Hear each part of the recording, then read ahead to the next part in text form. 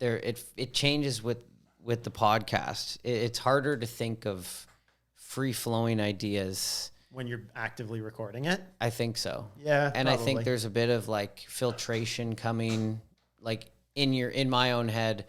I think a bit about I don't want to. Not really speaking my mind when I'm. yeah. When you're with the boys and you're just really just letting her rip, just letting her rip. That's different.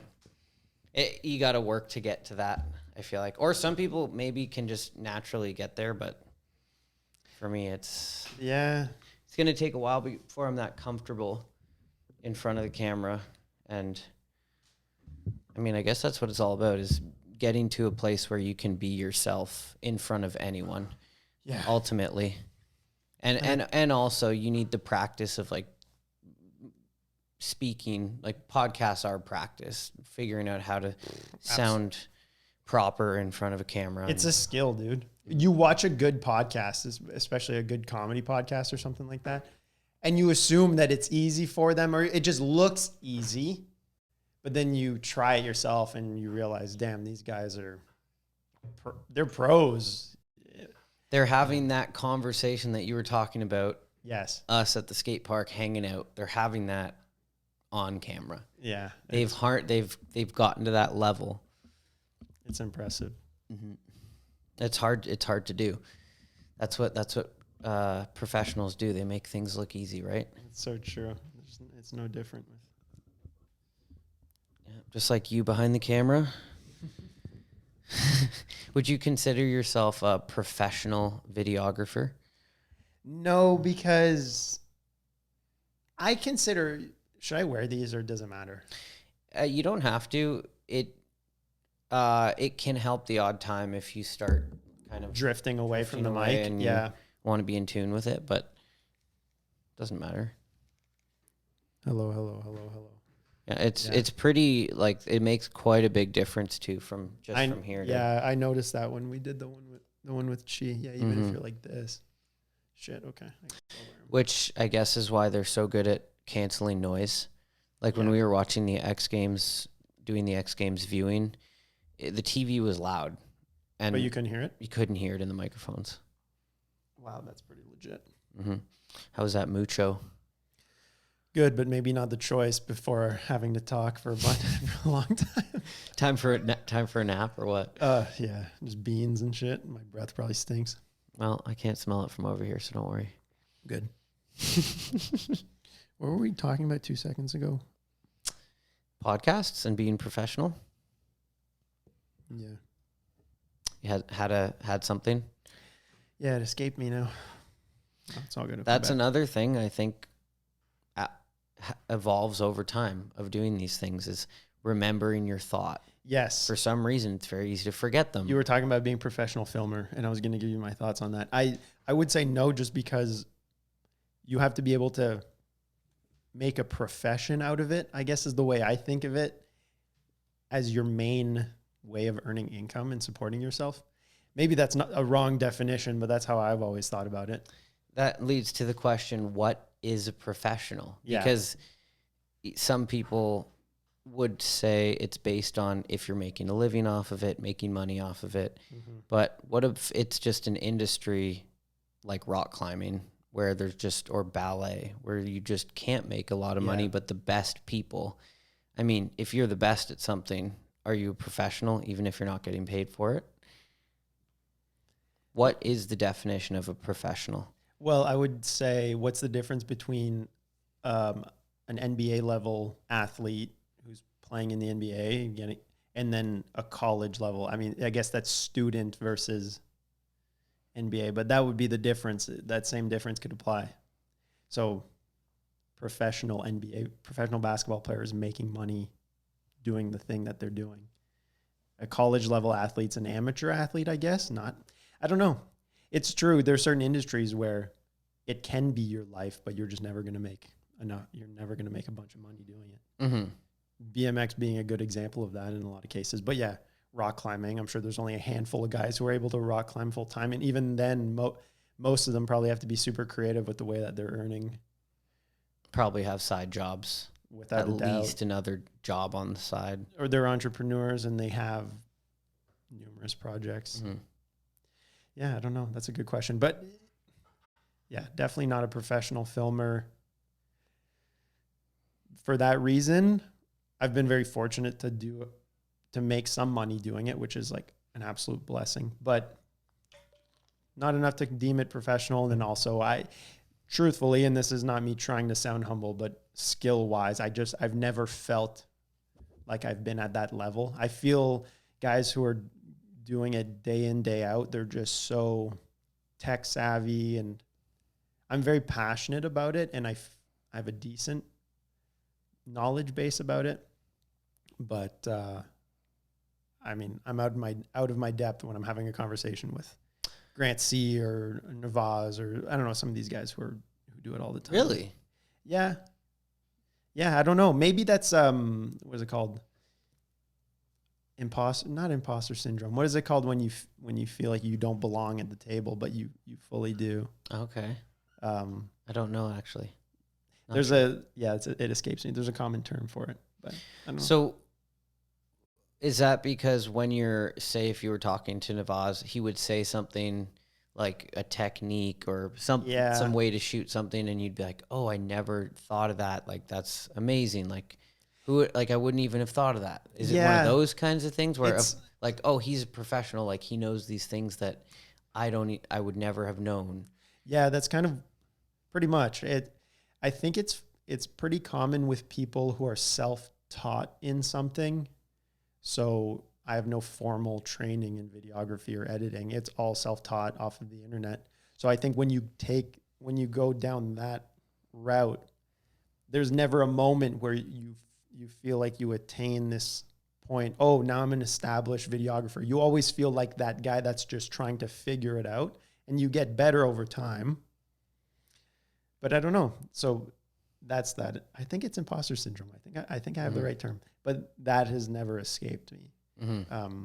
But I've heard people in different industries explain the exact same thing, and guys that, from my perspective, are so good at what they do, but they explain it in the same way. They go, I've just learned it on my own. I just figured it out on my own. So when they talk to someone who went to school for it, who went to film school or something, they are intimidated by them in that same way. So it's probably more common than I think. I do wonder if you ask, say, Tony Ennis, for example, are you a professional filmer? If he would probably say, no, man. Yeah, I'm curious about him because, truthfully, I don't know about his work that he does. If he does any work outside of the BMX industry, he might. But I feel like anyone who has filmed primarily just BMX their whole career, they probably feel that way, because if they were put onto a commercial set or something, they would feel super intimidated. So are you saying that people who go to school for filming, that makes them more of a professional? No, but that's the perception in my mind. That's what I'm describing that's why I don't put myself at that level, because it seems too, I would guess there's probably a lot of kids too who would go to film school. They've never made web videos. They've never made their own projects on the side. They've only gone to school for it, and then they come out of there thinking they're like the shit. The best, yeah. Like, oh yeah, I'm a professional. And that's like, it would suck to be on that end of the spectrum. I think it's a way better end of the spectrum to be realistically a professional level videographer and just think that you're not. And that sounds like a way better place to be.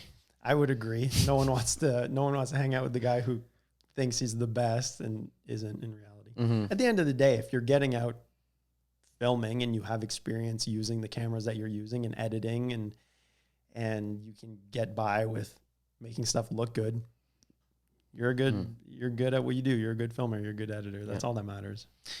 And all the best don't think they're the best a lot of the time. Yeah, that's right. At least the cool ones in BMX, the coolest people who are the top G's don't think they are. I know. And that's funny. We were talking about the Garrett the Bobby Canode podcast. What's the name of his podcast? Do you know off the top of your head? Canode knows. Canode knows. That's it. But the Garrett episode. I've thought about this before, but I often think about how lucky. Now it's going to sound like I'm really praising Garrett, which I am to some extent. Who cares? Praise him up. Yeah, we're so lucky to have someone like him, where he is, in a lot of ways, the best rider, a lot of people's favorite rider, whatever. But he doesn't. But he's cool. He could so easily be a huge jerk, but we would all deal with it, whatever, because he's just the best at riding. But we're just so lucky to have someone at that highest level who also happens to be really humble and really cool. Totally. I just think that that's awesome. It's like, what a great, I don't know if it's a coincidence. Maybe that's part of the reason he's so good. Obviously that's part of his aura. That's why people gravitate towards him so much, but I just think it's awesome. Yeah. Just someone who's that real. Yeah. And has upheld the belt for 15 plus years, basically, really. Straight up, dude. Consistently over and over, year after year, he's basically put out he's put out multiple street parts every single year, every contest. I mean, just the X Games thing, the fact that he's never gone to X Games and not gotten a medal, the consistency, what if the amount of anyone who's a professional competition rider has had at least a few contests where they get a flat tire or just something doesn't work out. Yeah. Like for it to work out every single time, that's a testament to the consistency too. But back to what your main point of how he's such a rounded person, like that it's tasteful. He cares about how he carries himself, the trick choices. And that's why, to touch on X Games, I feel very strongly about the judging in the BMX street category, because I feel like it's for X Games is the mainstream event, and for people who don't ride, for people that ride, it's like the big event, and it kind of sets, this is street riding, this is BMX street, and what he's doing is beyond, it's the highest level tricks, and it needs to be appreciated, you know, and just the way that he's trying to take it down a real path with what he's doing. And X Games, I feel like, is the leader of contests. It would make sense for them to kind of do the same thing and make sure that, like, when you watch the X Games street skateboarding, the judging is on point. They never fuck it up. There's never some guy that comes in and starts doing McTwists and, park maneuvers on the street course, and then they get judged well for it. They keep it judged properly, and they favor like technical street riding, which is generally grind combos. And that's how it should be, because it is the highest level of technicality and everything. It's the combination of everything, and it needs to be appreciated. And that's why it's frustrating when, at the end of the day, the way I see it is, if you break the runs down, break Garrett's run down trick for trick, it can't be replicated. That's the difference. No offense to like Kevin's run. Like Kevin's a great friend of mine. I love Kevin, but like we have to speak our minds. Like, we want BMX to go down a good direction. So I think in order for that to happen, we have to project the truth and logic, and that's how we're going to progress things to go in the right direction, having the conversations that maybe say things that people don't want to say because they think they're going to offend people. Yeah. But anyways, like Kevin's run, if you break it down, there's a lot of people that can do the tricks that he did in that run. And I think that is an important factor.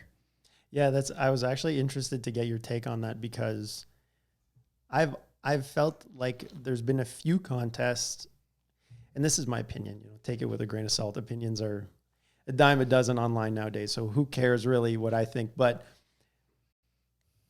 I definitely agree with you. And there's been a few instances where it's been called a street contest. And then you have these guys who pull up and do these really sick runs. Objectively, they are really awesome runs. They do crazy tricks. They go huge. They ride the course in a really unique way. But from my perspective, someone who maybe wants to see a bit more of the technical riding, I go, yeah, that was sick, but you kind of like missed the point almost, or you didn't really ride the things, at least that I wanted to see you ride. So I look at their run and I go, that was really impressive, but probably would give that a lower score because that's better suited in the park contest. And obviously some people are going to think that that's super dumb, and they're going to think that I'm like, that's shots at someone, but it really isn't. Well, yeah. And it's like, you are a street rider, Yeah. so you can look at the tricks and say, oh, like, I remember doing those tricks, or I know what level those tricks are on. You can identify the level of difficulty that the trick is. Yeah. Exactly. I would rather see, like Johnny Rakes, for example. He was doing, I think Garrett talked about it in his interview or whatever. He was doing bar hanger on this rail every single time. And that was pretty much going unnoticed for the most part. I mean, I know he had a few slip-ups in his run, so he didn't put a full run together, which is fair enough. But it was pretty much going unnoticed. I feel like it was going unnoticed to the judges too. And I don't know. I probably shouldn't speak on what the judges were thinking and weren't, because I have no idea. Do you even know who the judges were for that contest off the top of your head? I thought I heard it was Brian Kaczynski or Van Homan, which if it is, I don't know how they judged it the way they did. Yeah, that would, because those guys would for sure want to see the intricacies. But yeah, I just think that I hate to see it when, and it doesn't always happen. Alex Donachie's been very successful in a lot of X Games streets, and he's a pioneer of those really technical tricks. But I just hate to see it when someone does a huge, like what you described, a McTwist in a skate park in a street run, do a big 360 or a big backflip or a flare, and obviously the crowd loves it. It's got a wow factor, but it's like, man, don't do that here. I don't know. It's like someone at an important basketball game, and they just huck a full court shot, and it goes in. It's like, yeah, okay, that was cool, but wasn't very smart. I don't know. It's just, maybe that's a bad comparison, but yeah, I just rather, like, you appreciate a technical play where he dekes out a guy. Yeah, and it's more, there's more strategy, and I don't know, Garrett could have done some huge, I don't know, I guess he doesn't really backflip or whatever he talks, but he could have done a flare or just 360'd off something into a quarter. I don't know.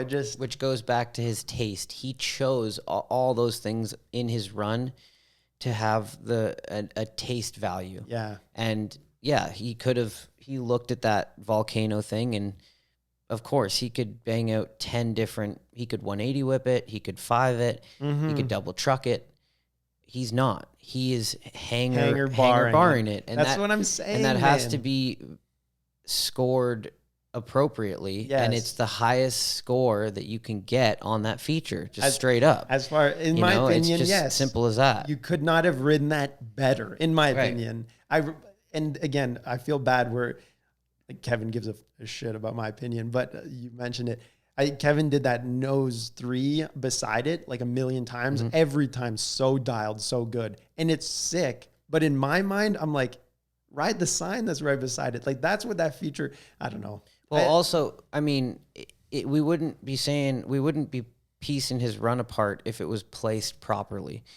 Johnny Rakes, for example, like you said, I think his first run, it was a full pull. Oh, and was it? I think he did somewhere between 4 and 6 bar to grinds in the run. Yeah. There might have been like 5 or 6 bar to grinds in the run, including a bar to hanger. And yeah, like you said, it basically went under the radar. I don't know what happened there, but it's unfortunate because he did really well. And Alex Donachie also did, I think, a really solid run. He may have gotten underscored too. Yeah. I should say too that I have no idea how hard it is to judge a contest at that level. So no shot to the judges, and they might have different tastes than I do when it comes to riding. They might prefer to see the guy rip and jump over everything rather than nibble on each little thing. And that's fine. And that's why they have several judges, because everyone has their own taste and then they take the average or whatever. But I'm just saying my personal opinion, I prefer to see the little features, like that sign over a volcano. What a cool, whoever thought of building that, so sick. I want to see that be written. Yeah. I don't think I think it's fair to say the judges did potentially mess up. I think maybe they didn't score it properly. I think that's fair. And I think it's just straight up, and it's funny hearing certain people say that they think sorry, dog. Certain people who said that they think it's X Games. It is a show, so we can't take it too seriously. Right. So whatever, there's a show factor. You have to remember there's a show factor.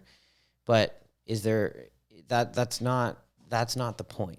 The judging has to be properly judged. And that's in anything. And just like the skateboard street, once again, for another example, it's on point. And it doesn't matter what the crowd thinks. They're going to judge the runs based on the trick difficulty. Yeah. And it's just that simple. And it's like, there's not a street rider going into the park event and doing like street tricks and getting scored higher than the park tricks. Yeah. The difference is park tricks are more entertaining for all the viewers in the crowd. That's one problem. Park tricks, more entertaining. Problem 2, judging was off.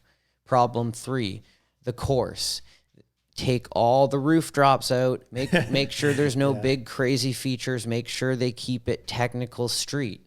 And if someone's doing flares and all the shit, score them low, just like they used to do for Matt Ray. Right.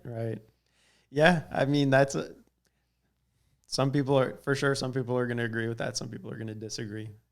But who would disagree with that? I don't know. People like people who like to see the big wow riding. But then to those people, I would just say, then watch the park, because that's what those courses are built for. Right. And then that's where the other thing that I like to say is, because I've thought about this way too much, is okay, well, how many people can flare over the volcano?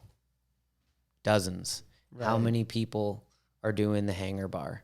Or good point. Or how many people he did bar over crank arm in his run. Did he really? And he talked about it in the Canode podcast. It's the hardest trick he can do. Yeah. He did bar over crank arm, and then he did the 180 whip off the drop. That's how he ended his run. Switch bar, switch ice, and then he turned around, bar over crank, and then 180 whip the drop. Like these are the highest level tricks. It's a good point. If you break it down in terms of who else can do the trick, I mean, that's pretty self-explanatory. I think it's not a bad way to judge it. Yeah. And it's a testament to the difficulty of the tricks. But what you were saying in terms of using skateboarding as kind of the benchmark of how to do it, I'm sure there would be a lot of skateboarders who would argue that, because contests like Street League were developed I assume as a response to we don't really like how the X Games is being judged. We want something that's more for skaters. And they went crazy. I mean, I don't really know the intricacies of it, but they went crazy with the scoring. And you can try tricks a few times, and their judges are so plugged in. I mean, they are professional skateboarders I'm sure that there's quirks in the skateboarding world as well that skaters hate, but they seem like people who like us, but they went ahead and started a contest. They're like, we care about this so much and doing it the right way that we're going to start it our own thing. Yeah. Well, I think that's exactly what they did. So who knows? Hopefully one day BMX gets to that level where there's enough money. I think Rob Dyrdek started Street League, and he's just an entrepreneur genius. So maybe we need someone like that in BMX. Who knows? Maybe it'll come. Oh, but it will. For now, I don't want to sound like I'm being pessimistic about X Games or any. I loved it. I watched the street. I was loving it the entire time, and It was sick. At the end of the day, who cares? It's just kids were able to watch street riding. They were able to watch the best street riders. So that's all that matters. It's constructive criticism, and I just want kids to know I just want to make sure that it just means a lot to us. So we want to see it get scored properly. For sure. And yeah, there's nothing I get more excited for than X Games. Like watching X Games is my Super Bowl. When there's X Games, Me like too. I can't sleep the night before because I'm like, get to watch X Games tomorrow. Like it's the best. I absolutely love it. So anything I say about this is purely like constructive criticism. It's because you care about it. Yes, and I'm not talking. I don't feel like it's talking shit on it. Really, not talking shit, and it's not being like ungrateful for it. We're just trying to help. Yeah, really. Yeah, I guess. Hopefully, hopefully it's not coming across as just complaining about it. But I agree, it's the same thing. I will say I forget what they called it. Not Real Street, whatever it was at Rincon. That was so sick. I mean, I watched that entire thing so attentively. I thought that concept was amazing. Really gnarly spot to choose. It's good for the guys, good for the riders for showing up and actually getting stuff on it. But the entire time I'm watching it, I'm thinking like some dudes could get really broke off on this. It's no joke. It's cool. It's a cool production. It's for TV. It's an X Games event, right? So I think there's this feeling of ease, sort of. Oh, it's such a high quality event. It's so well produced. But in the back of my mind, I'm like, these guys are still sending it down a pretty big drop. The rail hop is really gnarly.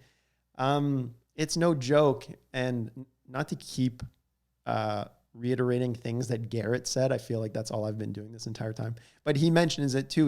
Mike Escamilla is talking to him, and Garrett's like, yeah, we know what we're messing with here. Like, this is cool. This is a cool event, but we know that this is pretty gnarly. Yeah. And I mean, like Matt Ray got pretty melted. Brett Silva destroyed his back wheel. It went as perfect as it could have, really. Yeah. Even Nathan trying the tires one down that steep, short side rail. I don't know, dude. God, he made that look like it's not that intense to try. I know. I'm like, if your front wheel slips as you commit to pop a 180 on that, you're going straight to your neck, shoulder. But I love how for just the casual X Games viewer who maybe isn't a big BMX rider, they watched that and they were probably like, man, this is really cool. For BMX riders, there was this added element of like, well, I know not exactly, but I know how these guys feel being in this zone and trying the tricks, like these gnarly tricks that they're trying. So it was this extra level of appreciation. I think anyone who rides street could really identify with what those guys were going through. It was definitely one of the coolest contests I've ever seen. Oh, absolutely. I thought that was so sick. So as much as we may have our opinions on the street contest, that was like, I don't know. Do you know who thought of that or who came up with that? Is that a new thing? Did they do that for skateboarding in the past? I'm not sure. I feel like that kind of came out of the COVID time when they started to use like Pat Casey's backyard and started throwing events in people's yards instead of like renting an arena and doing an X Games in those arenas. I feel like it came out of that, maybe. Makes sense. But I think it's a good way for them to save money too. Yeah. Well, true. Good point. The thing's already built. You just show up. Yeah. But I thought that was, such a progressive idea. The fact that, but it's one thing to do a street contest like that. It's another thing to be like, okay, we're also going to do it on one of the biggest, gnarliest. Yeah. Like, yeah, that would have been the scariest contest to be riding in. Like getting ready for that month before, you would be mentally preparing for that for a long time. And think of how crazy it is that we saw. I feel like I keep whistling every time I pronounce an S. Sorry, everyone. Anyone who's still listening to this point, I appreciate you, and I'm sorry at the same time. We were so lucky to see I mean, Colin fakey hop, ridiculous. Brett Silva 3-tabled it, like so snapped, ridiculous. We'd be lucky to see one of those tricks in a video part throughout the year. But we saw it was this condensed form with all these gnarly, I mean, Garrett's 5-bar, that's insane. No one does that. And he did it so perfect. Harley, what do you need, buddy? I think he has to go to the bathroom. Okay. We'll take a little pause here. Can you pause it? Yeah. I thought I put him out. You did let him out before. Did, right? Yeah.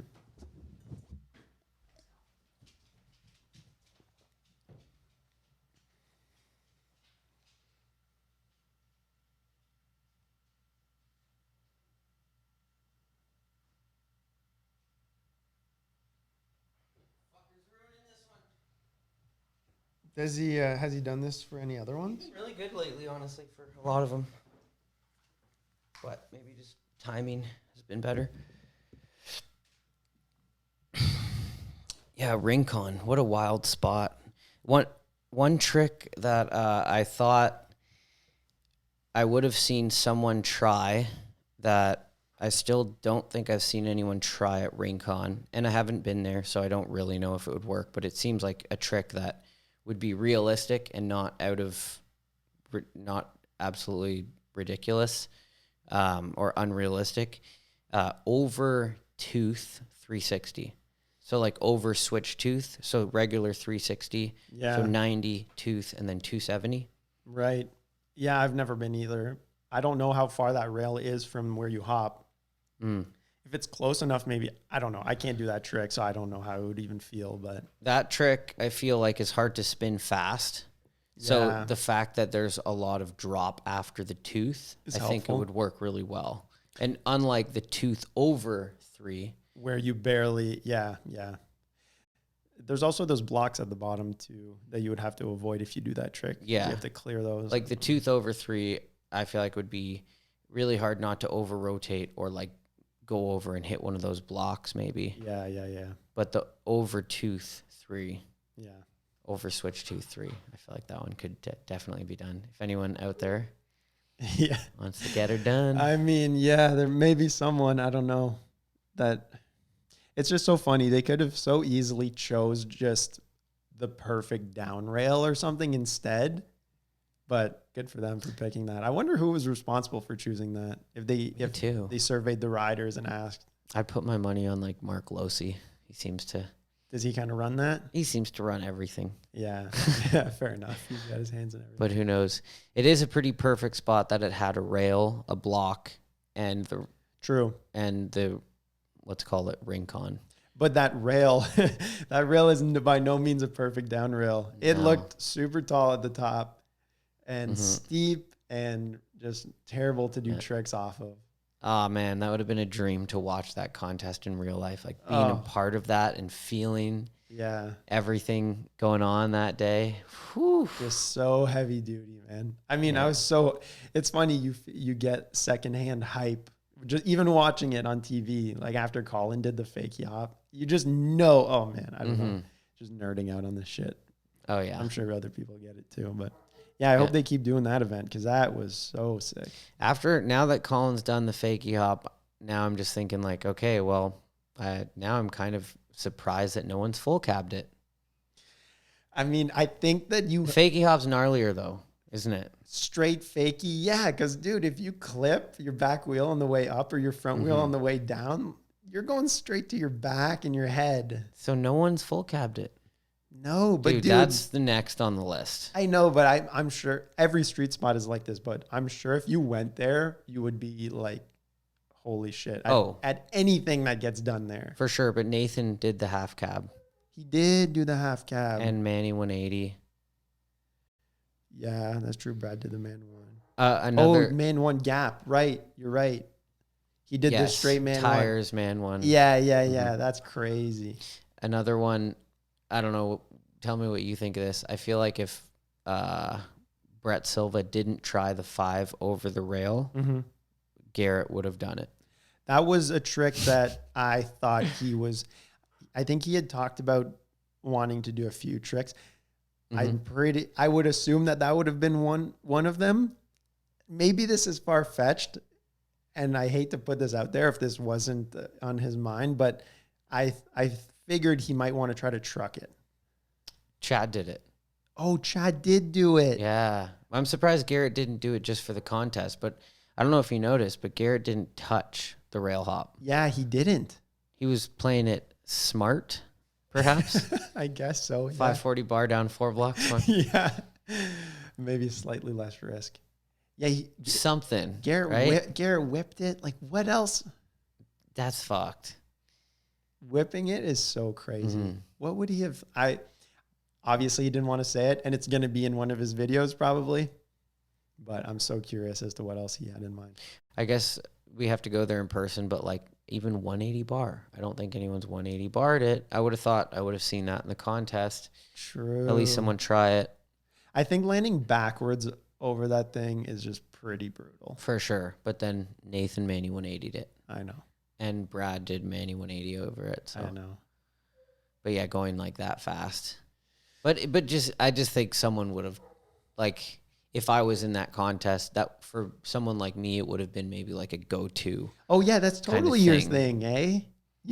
That's true. I'm thinking like, who would like a big mini or a big one bar? That's that's totally up your alley. I'm surprised you've never been there. Actually, I know, crazy. Is Rincon out? Where is it? Not really near anything. I think it's North County, San Diego. Just like north of San Diego. Okay. Like an hour north or something. So not too just hard to randomly get to. never went to. Yeah, it's super easy to get to. Are there any other spots at that school? I'm not too sure. Yeah, fair enough. I guess if you've like never been there. it's a bit of a send probably to go to Rincon, but I can't believe that there wasn't a day where it's like, hey, we're gonna go to Rincon. Yeah, it's never happened. I guess you ride big spots. That's surprising. I would love to go. Yeah. Just check it out. Plant the seed. Was there ever a trick that I'm sure you've seen the spot forever. Was there ever a trick that you were like, you really wanted to go there and do? At Rincon? At Rincon? Was there, I mean, you said 180 bar, but was there ever something that you were like, oh man, if I went there, this is what I would do? I don't think I've ever really thought about Rincon. That's so surprising to me. I don't know why. That is Yeah. weird. But now that I'm thinking about it, like I would probably, the 180 bar would be something. I mean, I've never been there, and if it hasn't been done, it must be insane. But in my head, it seems like the one that it's kind of the apple you could grab. Like you could grab. Way too high for me to grab, but yeah, definitely up your alley. like something that's like maybe realistic. Like, Yeah. okay, I could check that one off. Dude. But there's not, and then the full cab, which I don't know if I don't think I would ever do it, but so gnarly. that one seems like it would be if you're trying to like get an NBD on it. Yeah. I could see you one bar I on don't that thing, know. dude. Just snappy one bar over it. That would be so sick. That'd be such a good clip. What else has been? Yeah, I don't know.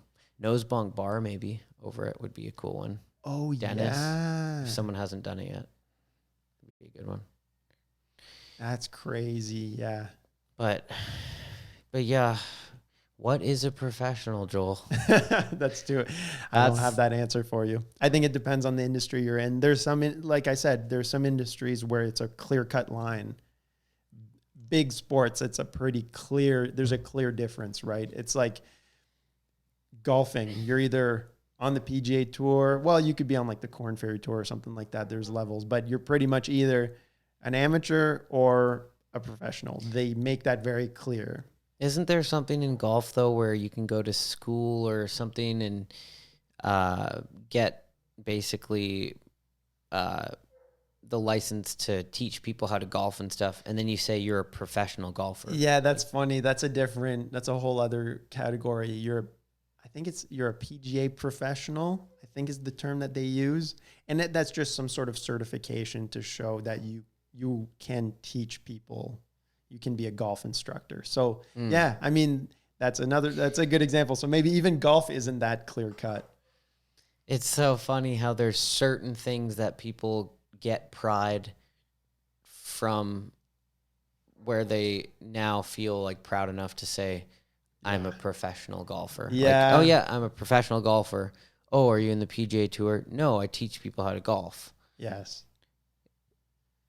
The line is blurred, Yeah, I guess, yeah. for professional. So much of that stuff is just about a label that people can feel proud of saying. And it's just like, man, who really cares? Like, But when I see like a BMXer put in his Instagram bio, like professional BMX rider, yeah, something about that, I look at it and think, hell yeah. Like he is legit. And that's awesome that he's portraying like a legitimate image that he is a professional. But then also when you see professionals have like, bike rider at having fun. Like Corey Walsh had that. Like there's also something about that in BMX too, that people would really enjoy. I think so. I think there's a big part of BMX is not taking yourself too seriously. So I definitely like that element where you're not obsessing over the title or anything like that. But I also get, like good for you. You've established yourself as a professional BMX rider. I think that's really sick too. Couldn't make it down on that Merit trip?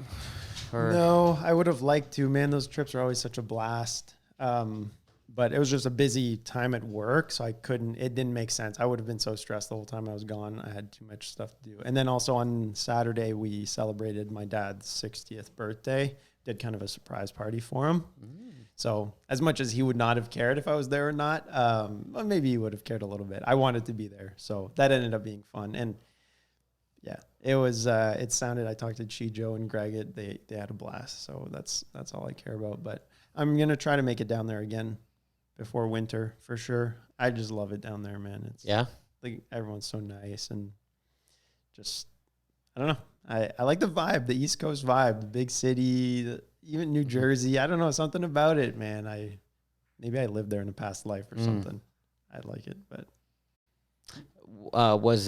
did the surprise work for your dad? Yeah. He was totally. Yeah, my stepmom orchestrated the whole thing, so credit to her. But basically, she had convinced him that they got married on his birthday. So she had convinced him that So she had convinced him that it was a anniversary party, and she has a huge family, so they had bought all this food and stuff. And he was like, "Man, this is a lot of food. I know your family's coming, but whatever." But she had secretly invited her entire family, but then a lot of kind of my uncles and stuff like that, and then all of his golf friends who happen to be my friends also. Hey, buddy. So he knew that her family was going to be there, but then he showed up and like all his friends were there, and he was he was super surprised. And we bought him. Everyone pitched in to buy him this. If anyone cares about this he has this push cart for his golf bag, and you can get these electric motors that you basically bolt onto it. So you just put the motor on it. You have a little remote, and instead of pushing your bag, you just control it with this little remote. It's pretty sick. Wow. It's funny. I was golfing with him on Thursday, and he's just wheeling it around, running it into shit and other people's golf bags and stuff. And but he loves it, man. It's such a gizmo. How's the battery life? Does it last a full day? Oh, it would last 18 holes, no problem. Wow. Yeah. So no caddies or goodbye caddies. Well, I mean, in that respect, yeah, but caddies can be really helpful. But I mean, there's no caddies are good for giving you information, especially if it's a new course that you've never played at. They're familiar with it. They can tell you where to aim, where you don't want to miss, stuff like that. But I guess at the pro level, they're like a full-on team, like the pro golfer and like the what's his name? The caddy. The caddy, like they're actually working kind of hand in hand on holes, or 100%. Because at the pro level, so when we play, we have these little GPS devices that give us the distance to the green. Yeah, so you know what club to hit. You know, you can get like a scope. A scope is like a laser. It'll even give you an adjusted distance. So if you're hitting up a hill, it might read only 100 yards, but it actually plays like 120 yards because it's uphill and it's further. Wow. So we have all that info, but on the PGA Tour, you're not allowed to use any of that technology. No way. Yeah, so it's really old school. So the caddies go out there and they have this book that the course provides, and they might know the pin placements on the greens, but the caddies go out there during the practice rounds and they go, okay, there's a bunker here. Okay, you kind of want to drive it here. So obviously the golfer does a lot of this homework too, but the day of, I think the caddy is like super important for the pro to lean on, and reading greens. I mean, there's so much stuff. Oh, where's the wind coming from? But they practice those courses before the event, right? Do they get to practice for like a week on the course and just play every day over and over? Or I don't know exactly, but it might start. So the event itself will be that counts. The event that counts will be Friday, Saturday, Sunday. So there's 3 rounds. I could be butchering this. I'm pretty sure you play 3 18-hole rounds, Friday, Saturday, Sunday. So I think that a lot of players show up on the same course over and over and over? Yes. Oh. So I'm pretty sure a lot of the players show up on like the Tuesday. It's either the Tuesday or the Wednesday. They'll play a couple practice rounds, familiarize themselves with the course, and then you play. Either Friday is the qualifier. Friday, it's like if you make it in the top 50, you make the cut, and then I wonder if anyone listening to this cares about golf, but I hope so. And then Saturday and Sunday. So if you make the cut, then Saturday and Sunday, it counts towards the final standings, and it's your combined score. It depends on the tournament, I guess. But it's an interesting layout, but it ends up taking a lot of time. And in golf, a crazy thing is you have these players pay out of pocket to get to these events. They're starting to change that now to make it easier, but I don't even know. Some tournaments, there's probably 200 golfers that show up to try to make the cut. Really? And however many make it into the weekend, maybe 50. So if you get there, you play your practice round, you pay for your caddy to get there, you pay your caddy because he's doing his job, you pay accommodations, flights, and you don't make the cut, you make no money. There's 0 earnings. If you make the cut, you make it in the top 30 or whatever. So being in 30th, you might make 30 grand and break even on the entire trip. But it's like that lifestyle of being a pro golfer is such a grind. They're starting to change it now to where it's more attainable and more manageable because, man, it's probably so hard to be in that top 10 group to actually make good money. But yeah, just like most industries. Yeah. I wonder if you're in that like top 200 that qualify or whatever the number is, if you can take that to sponsors and be like, hey, I'm in the Masters, like I qualified, like can we work out a contract? You could probably use getting into that event as a without a doubt to get sponsored. That'd be kind of interesting to learn more about. I don't know, but I'm sure once you have your PGA Tour card, so that means that you are allowed to compete in PGA Tour events. I don't know how many players have their card. It's probably quite a few, but it's really hard to do. Like you have to compete at the amateur level on these kind of sub PGA level tours for quite a while, prove that you're competitive, and then you earn your card. I'm sure that once you have your card, you can approach most manufacturers and say like, hey, I want to work with you, or hey, I'm looking for a sponsorship. And then they would help you along. But even then, so, okay, a brand gives you 10 grand for flights and hotels for the week. You spend it. You don't make it to the contest or to the event. To me, that sounds a lot like Park BMX. Yeah, straight up. There's sharks. The top 10 are sharks every time. But the difference is Park BMX, the winnings even for first place. I mean, what is it? 20 grand? Not even a lot of these contests. Exactly. So these guys are sharks and they are grinding to make $8,000. It's fucked. It's insane. Yeah. So they have to get super creative with getting sponsorships and stuff like that. At least on tour, the guys, some guys who win a breakthrough PGA Tour, they win their first major, they make $1 million on the win, which they've been having a lot of conversations about trying to increase those sums because it's not enough, I guess, compared to some other things. But at least you're grinding for the possibility of winning 250,000 or 500,000. Well, I think too, some sports are motocross, golf. They're a lot of money just to get into them. It's basically run by, you're not going to be a kid that just gets into motocross or golfing without a parent that can pay for you to be in it. They can support it. Where BMX, maybe there's more kids who just find a bike and just kind of get on it. And there's a lot of broke broke dudes just spending all their money trying to go to contests. But that's what I'm saying. So yeah, the barrier of entry to maybe get good at the sport is lower. Like you can get good at BMX riding a lot more easily than becoming a good race car driver or something, obviously. Right. But then if you want to compete, like I know that there's some of these Canadian riders, it's really hard for them. They want to compete in UCI events in Europe or wherever. It costs them a lot of money, you know, and they're looking for avenues to get some support, some financial support. And it's just like, man, it's tough out here. People, you want to help these people, you want to support them, but it's really hard to justify. I know. And that goes back to like, those are the guys sending contracts to companies saying, hello, I'm blah, blah, blah. I'm a professional rider. I'm looking for sponsorship. I have this following. I'm competing at the highest level. They're just listing all these things. And then there's like people that it just happens organically. They just do their thing. They just be awesome. And then companies see them and they're like, we want to sponsor him. Yeah. They're not sending these sponsor me emails to all these companies. And I almost just, the whole sponsor me thing, I mean, it obviously works for some people. Yeah. But it just seems like it's just all wrong.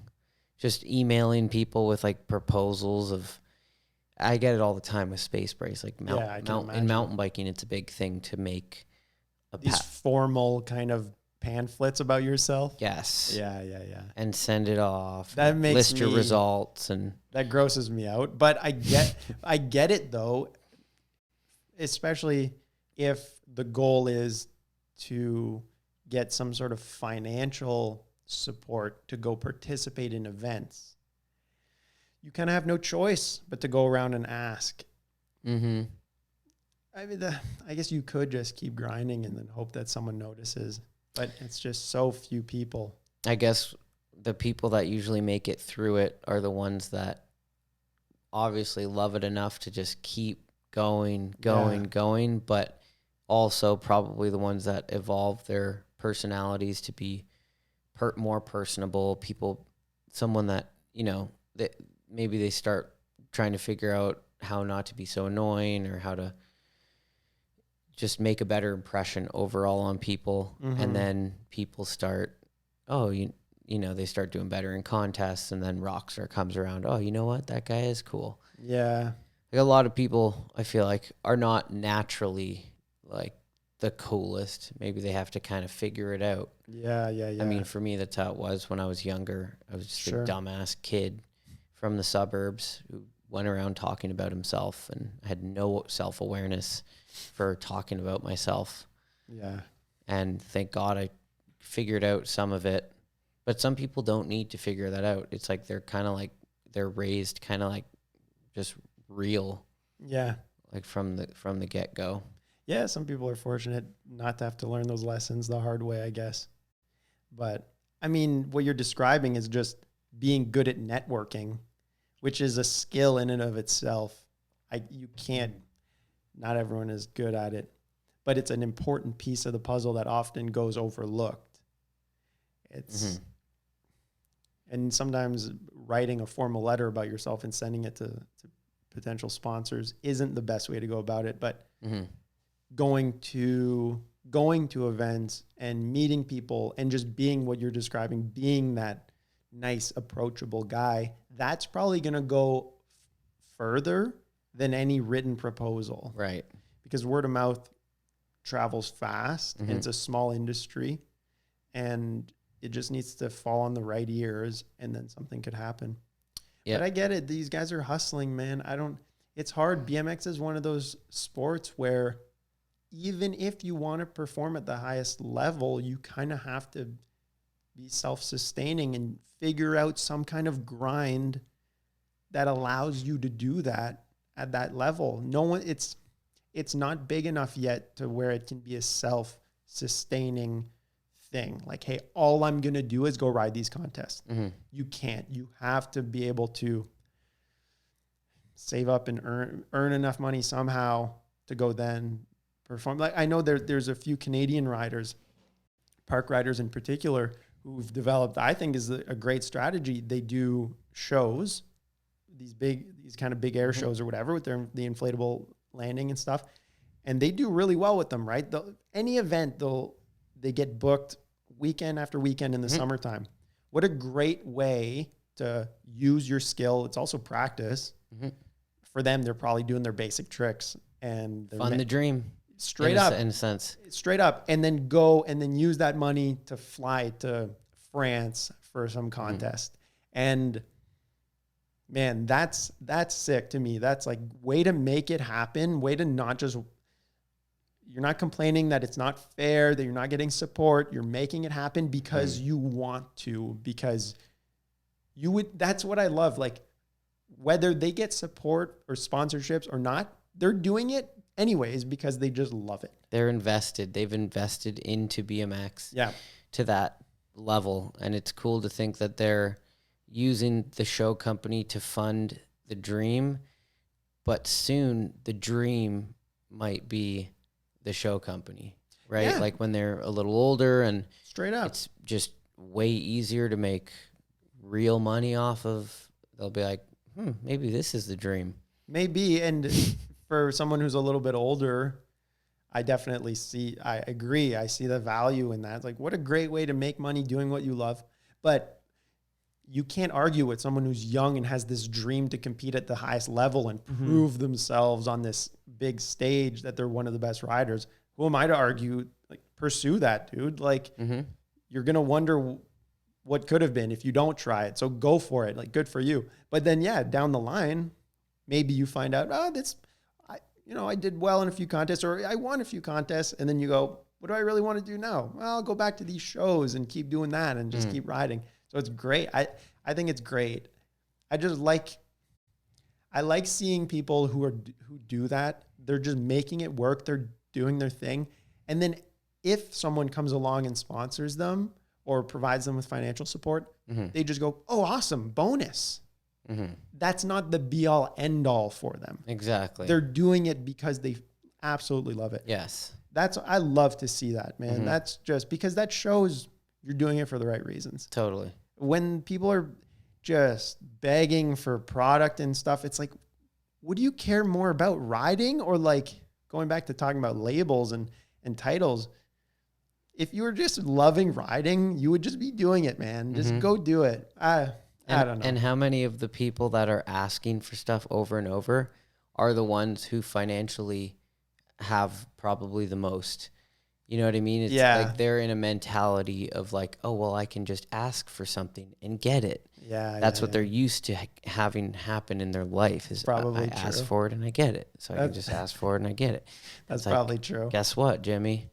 That ain't the real world. And your parents Jimmy fucked up because they raised you to think that that's the real world. That's a huge issue.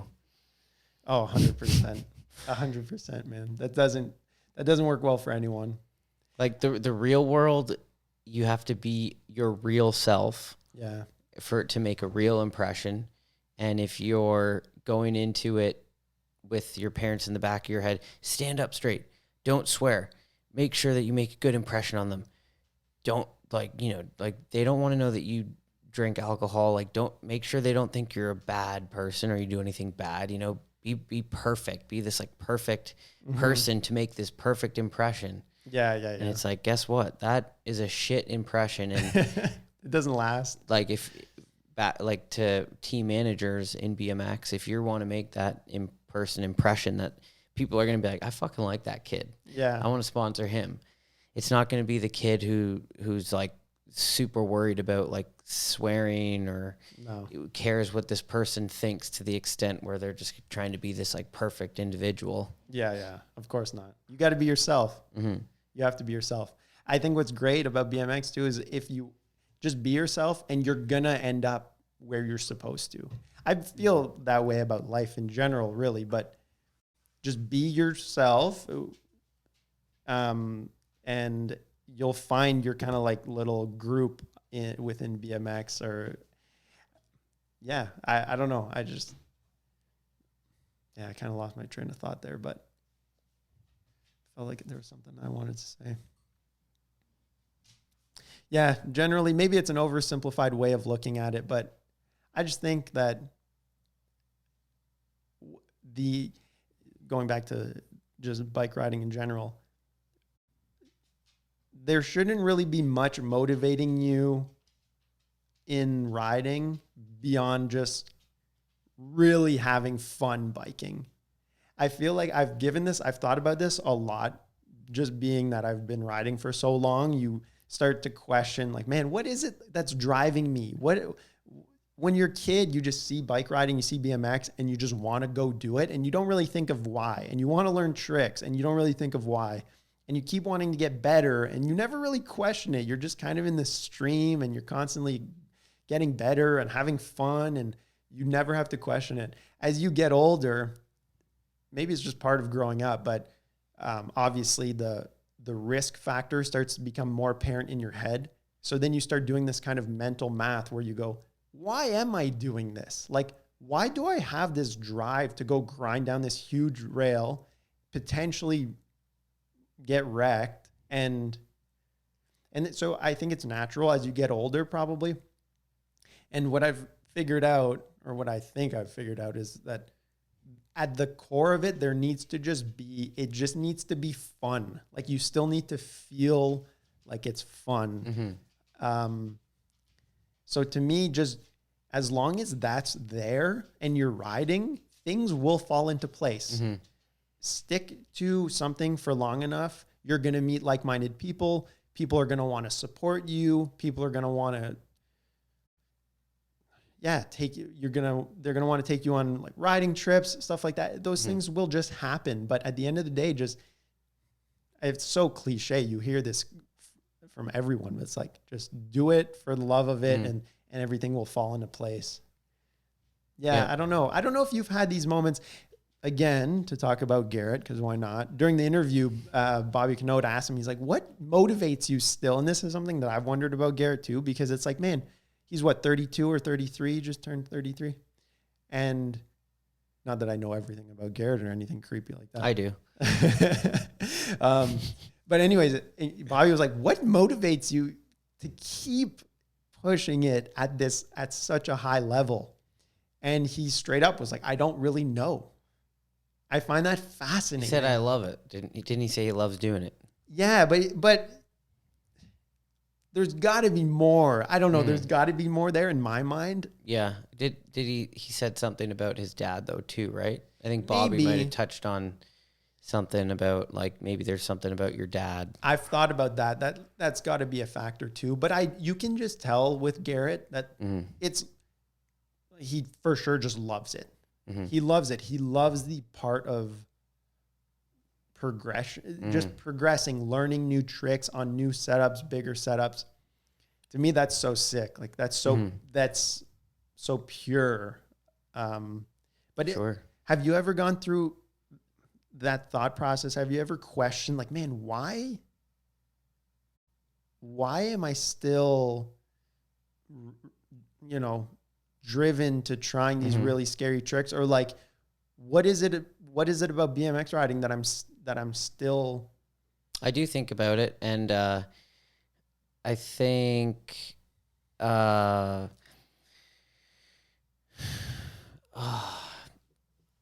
Can I give you an example? So I find that I was thinking about it, and I know that I went through a period in my life when I was younger where there was definitely a part of me that was doing stuff to, like, prove myself, quote unquote, to people. This is probably getting way too into the weeds. People are gonna be like, dude, what the fuck are you talking about? This is the goods. But I think it is interesting, and it's something worth considering. At least if you've been riding for 15 years or whatever, and you're in your 30s, I'm without question, I assume you've asked yourself this. I think most people, if anyone's listening who falls in those categories, you probably have. So for me, I know that in my younger years, you're a young dude, it's like testosterone filled. You want to prove yourself, right? That's when you're like sending it. That's where you, and then as I've gotten older, I'm just like, that's not, that drive isn't there. Is like, I don't really care to prove myself to other people. Maybe some of it is that your focus is on certain things more than other things.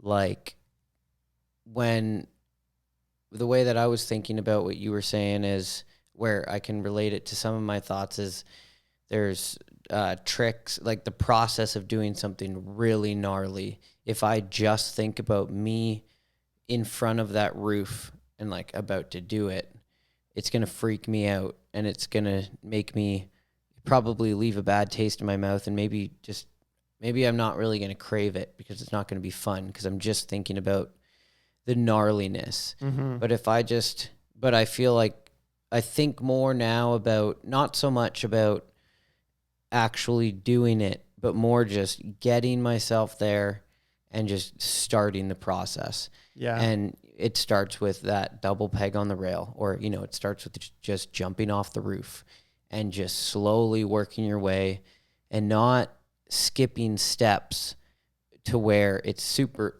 if you're not going to bar spin off the roof before you jump off it. Like that would be really fucking terrifying and pointless fear. Yeah. Pointless to scare for me. Like I look at it as pointless. Like if I could just drop off it, okay, now I know how it feels. Then I'm going to go bar it and just keep the process going to get myself to that really gnarly trick.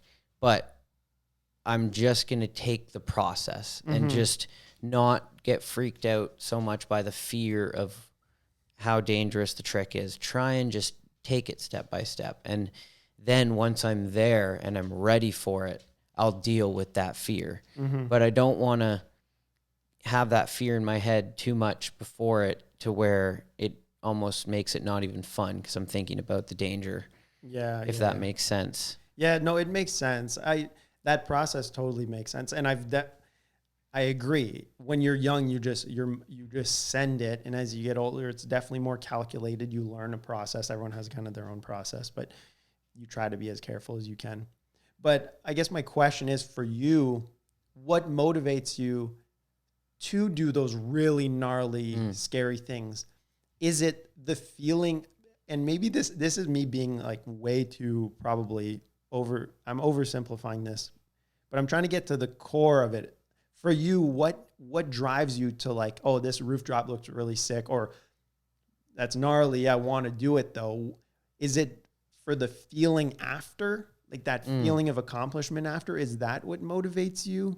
I think there's different motivators. I think one motivator is definitely the artistic aspect. Yeah. Creating something feel like that. That's a great feeling to be. That's the artist aspect of BMX. I feel like is where you're finding a street spot and you think of a trick, and to bring that to life, that idea that you had that just came out of your brain, to make that a physical reality. That's a beautiful thing. And I think that's one thing. I think as I get older, I certainly push myself to get on the bike more often for straight up just the physical health aspect. Sure. That's a motivator for sure.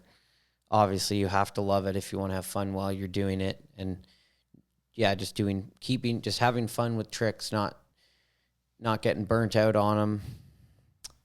All those things. But I think it would also be lying to yourself if you're not going to deny the fact that if you're a pro bike rider, a lot of the reason you're doing it as much as you're doing it is because you're getting paid to do it. Yeah. And you have to. Yeah. And when you're constantly going on trip after trip after trip, when you're on those trips, you will feel obligated. When you're with 5 other dudes who are going in and your time is up, you will feel obligated. Yeah. And not in a sense of like, oh, I don't want to do this and I have to. But yeah, honestly, there is a lot of that, right? Like, yeah, it creeps in when you're doing gnarly stuff over and over and over. And maybe that's why, like Garrett, for example, his riding has gone from like trucking 22 stairs to like way more technical stuff. But he said in that interview that he trucked the biggest thing he's ever trucked for this next video. That's what I wonder for him. And I think he talks about it a little bit. I do think that for him, the biggest motivator is the feeling of accomplishment after landing the trick. Like that rush after landing a gnarly trick, that does it for him. And it's good enough that it pushes him to do it again. It is the best drug. And For sure. You land one gnarly trick, you have one gnarly battle, the rest of your day or night is going to be, you're going to be wired. Just absolutely. Oh, I know, but I guess as I've gotten older, and maybe it's just because I haven't done a trick that's scared me that much in a while, but as I've gotten older, it's like the thought of the danger overrides that possible. Like I get a similar feeling, obviously at a much smaller scale, when I do a little tech combo that I've been trying. And that's why that's what keeps me riding. Well, partly is that. But then I also know that there's not obviously I could get hurt, but it's not the same level of danger. Right. Like the more dangerous it is, ultimately, the more dopamine you're going to get at the end of it, the better you're going to feel, the more rush. Yeah. But yeah, maybe as you get older, that is less interesting, and just having a tech line that you get the physical aspect, you get the reward, you get everything from it, and it's just less dangerous. Yeah. I mean, that to me makes total sense, and I feel the same way. Like, I used to feel obligated to do gnarly stuff. A lot of it was my own personal, just like, you are doing 3 tail whips today. Yeah. And that was good because it pushed me to a certain level. But when you rely on your skills to make you happy, in a sense, gets fucking old. You want a more consistent emotional balance, at least for me. Yeah. And I don't want my mood to I don't want it to intertwine with my riding, my skills at all. I think I should have, and that also, I kind of feel like, back to the professional thing. It's a true, a true professional, in my eyes, is someone also who is composed. I think composure is a very professional trait. Yeah, big time. Just dialed in, really. Yeah. But I mean, every professional, especially in BMX, has been pushed to the tipping point where you're freaking out. Like, that's going to happen a lot because it's fucking difficult. Yeah, of course. But still, even in those times, you can see who are the most composed. When you see Garrett's process, it's insane. Even if he's frustrated, the process is unbelievable, right? Yeah. Like the commitment every time, and just there's all these things that are just at the utmost highest level. Anyways, his process is so crazy. I can only imagine. But yeah, I don't know. That's my introspection of BMX riding a little bit. I think it's just normal questioning. At this point, though, I can honestly say I'm having more fun on my bike than I feel like I've had in so long. Yeah? Yeah. That's good. I don't know. And it feels, I don't feel any pressure. It's funny because there was no one ever put any pressure on me to do anything. I wasn't what you described of going on a trip, being paid, where I went on a few trips, but there was never any pressure. Like the merit guys are the best, and there was never that kind of vibe. So, but over time, I don't know why, you just kind of put this pressure on yourself, and it starts to ruin riding a little bit. You start being motivated by the wrong things, and you get burnt out. And I feel like lately I've just really honed in on what are the aspects of riding that I like, and just make sure you're doing them for those reasons, and just do it. And that's why it's funny, I do it all the time, but I just love going into the city and meeting up with whoever's out and just riding around. Like, even if we barely hit any spots, just riding around, hanging out with the guys, maybe seeing a couple things, a nice rail that I want to grind, or like, a little ledge I can do a combo on, something like that. Those are the best. That's the best when you just come up on something like that. That's the best. And within that, if you can push yourself and learn some new tricks. And I've been trying to do that lately, just sprinkle in some new tricks for me that are new, like nothing revolutionary, but yeah, like get that feeling back of when you were a kid and I remember learning with my buddy Kyle, learning one-handers on little dirt jumps. And then, one-hander would go from like 1 footer, one-hander, no footers. That is to me the most fun part of bike riding. And you're doing tiny, trivial little tricks. You're not jumping off of a building or anything. Also, I think a factor is just your energy levels at that age. Yeah. You can fall. You're not sore. You could just keep on going. It's just like a puppy. Yeah, like true. their energy never depletes. They always have an energy bar. No matter how much they've run, they could keep on going. You can keep going. You can keep going. And then you see a dog that's like 5 and they get slow down a little bit. They can rip it, but then But ultimately that feeling of wanting to learn, that's always satisfying. And that's satisfying for me now than it was when I was 16. Like I was doing the other day, I set up a rail, just this flat rail. I kind of set it up into grass at first, and I was just trying to learn crank arms because I never do that trick. And it was so basic, and I was having so much fun, and I was locking into a few of them. And I'm like, yeah, this is what I like to do. It doesn't have to be anything crazy. Obviously, sometimes you come across a big setup or something, and it's just so perfect to your eye. And that's where I go, okay, yeah, this is the right time for me to kind of roll the dice a little bit. I say roll the dice. That's not what I'm doing. I'm going through that process that you described and being as careful as I can.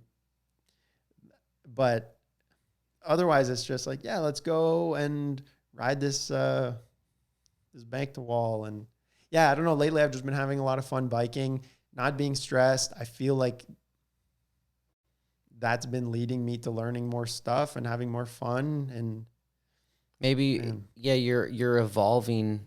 You're letting your riding evolve with yourself. Maybe. Yeah, probably. Like, to some extent. Like I remember seeing people who at Joyride or something, I probably did this too at one point, where they go to Joyride and they have to do the same tricks over and over. And then if they slip a pedal on one, they freak out and they're like, I can't do this anymore. I got to do 5 of them to make sure I can do this. Yeah. And then they get stuck in that. And 3 years later, they're still going into the park room, doing the 3-whip over the box and the truck and all these like tricks and they feel like they have to do them. And if they don't do them every time they ride, they lost it. Like, oh, you're a piece of shit. You can't do this trick. Yeah. Where if you can just have, like, I see it as confidence, self-confidence, when you're like, yeah, I slipped a pedal. I don't care though. I know you're a human. You're not a robot. And I know I can do that trick dialed. Like, sure, I slipped a pedal, but it's not like I'm not going to freak out and be like, oh my God, I don't know how to do this. Like, whatever. I can do the trick. It didn't work. Big deal. Move on. Mm-hmm. That's like how it is now. Yeah. But back in the day, it was like, if you slip a pedal, like, what are you doing, man? Yeah. What is wrong with you? It's like you're just such a critic back then. We were so critical on ourselves because we had no control of our like ego and we used it to our advantage. It turned us into better riders. And but at what cost? Exactly. I still don't think that that's the best avenue to get to being a good rider. 100% agree. I still think that what I was explaining in terms of just going out and having fun and that will lead to progression. Yes. And you'll be having fun doing it. You don't have to torture yourself. And I'm only saying this because I've been in the exact position you've described. It's like, oh, if I don't do a truck driver today, I'm not as good. I'm getting, and it's like, okay, dude, keep doing that. But the only reason we're riding a little kids' bikes is for fun. That's literally the only reason you're doing it. So why do you even bother if every time you go out, you're stressing over it? Dude, I think some of it might be for a lot of people. It's their parents who instill this behavior in their kids. Yeah.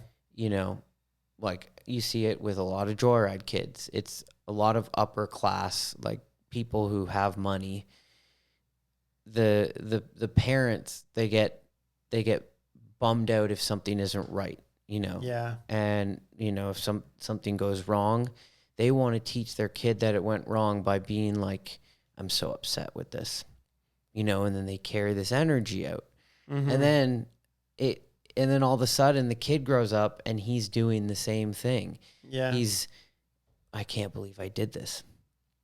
Yeah. It's like they're repeating their parents' behavior. The parents instilled it in them, and now they're being their own self-critic, and it's the weirdest thing how that works. It's I feel like a lot of people do it almost to because they back if it was their parents or when they were younger, if they showed their parents, I can't believe I did that, then their parents are like, oh, see, he feels bad about it. So right. we know that we're doing our job, like, to teach him because he feels bad about it. And then they instill it that, like, and then the kid thinks that, like, you know, getting all upset about it is something that they have to do for people to think that they care about it. Right. You know what I mean? Yeah. And it's like, you don't have to be emotionally conflicted with it to show that you care about something. Yeah, sure. But a lot of parents kind of instill that in kids.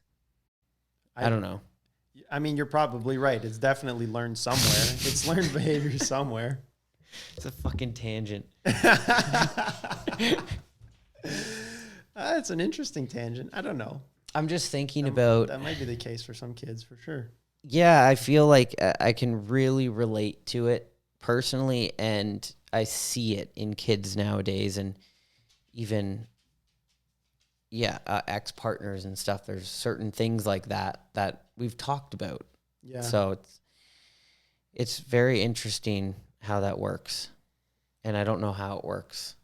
But however it works, it's fucking interesting. Yeah, it is interesting. At the end of the day, that's why I keep preaching you just want the motivator to be that you're enjoying it, you're having fun, and you love it. Because then you can never go wrong. Then that's like such a good compass to follow. You're doing the right thing. If it starts to get wishy-washy and it's blurry a little bit and you don't really know why you're doing it. And I'm saying all this from experience, and maybe people care, maybe people don't, but I know for a fact that I went through a stage where I'd be curious to know what BMX would be for me if social media never existed, because there was definitely a stage in my riding where things I was doing were being dictated by social media in one way or another. And I can't really explain what exactly, but some of my motivators were for sure not just, hey, let's go have fun biking. And you think social media was a big kind of pull off of that fun road? Yeah, because I think that, and it's funny because it kind of mutates over time, because at first I remember I was just riding. I was riding every single day, and funny enough, I was riding and self-filming a lot. Even back in, like, for anyone who knows Pink Bike, even back then when I was riding a mountain bike, I would have one of those old flip cameras with, like, the USB that popped out the side, and I would film these little edits of myself. And I just consider that the early days of that shows that from the get-go, I had interest in videography and editing, and all that stuff was so exciting to me. So I just made them of myself because I didn't know what else to do. And I started doing that, and I was still riding, and it was just fun. And then fast forward a few years, I was just riding. And then as Instagram started coming out, posting on Instagram at first was just a side effect. It was like, oh, I'm biking every day, I'm going to post about it on Instagram. So you go out riding with your friends, you happen to film a clip maybe, and then you post it on Instagram. And at that time, the Instagram clip was the warm-up. It was a 15-second thing only. You couldn't have music on it, right? It was so basic. And I had a VX. I was filming for these full-length videos. My attention wasn't on Instagram, and it wasn't even that big of a thing at the time. Nobody had followers. Most people weren't on it, whatever. So it was always a side effect. But then there was a shift at some point where it wasn't anymore just going out riding and then Instagram might happen. It was like, okay, what Instagram clips am I going to go out and get today? And what happens is that, this is so stupid, but I'm sure other people might share this feeling. What happens is you go out and you're no longer looking for the things that you want to do. You start looking for the things that are going to get you the most return on Instagram. This is cringy to be admitting this. I'm like, everyone does this. Yeah, but it's like when you start looking at it almost with like goggles of like, yes. What is the clip that I can get here? What am I going to film? And it's not even like, what clip would I want to film here in a lot of ways. Sometimes this is gross. I'm sure a lot of people have gone through this. I'm sure people will go through it. But it started mutating from, yeah, I want to film this because this is my style and this is what I want. And then it turned into like, oh, I want to get an Instagram clip. And then it turns into, I need to get an Instagram clip.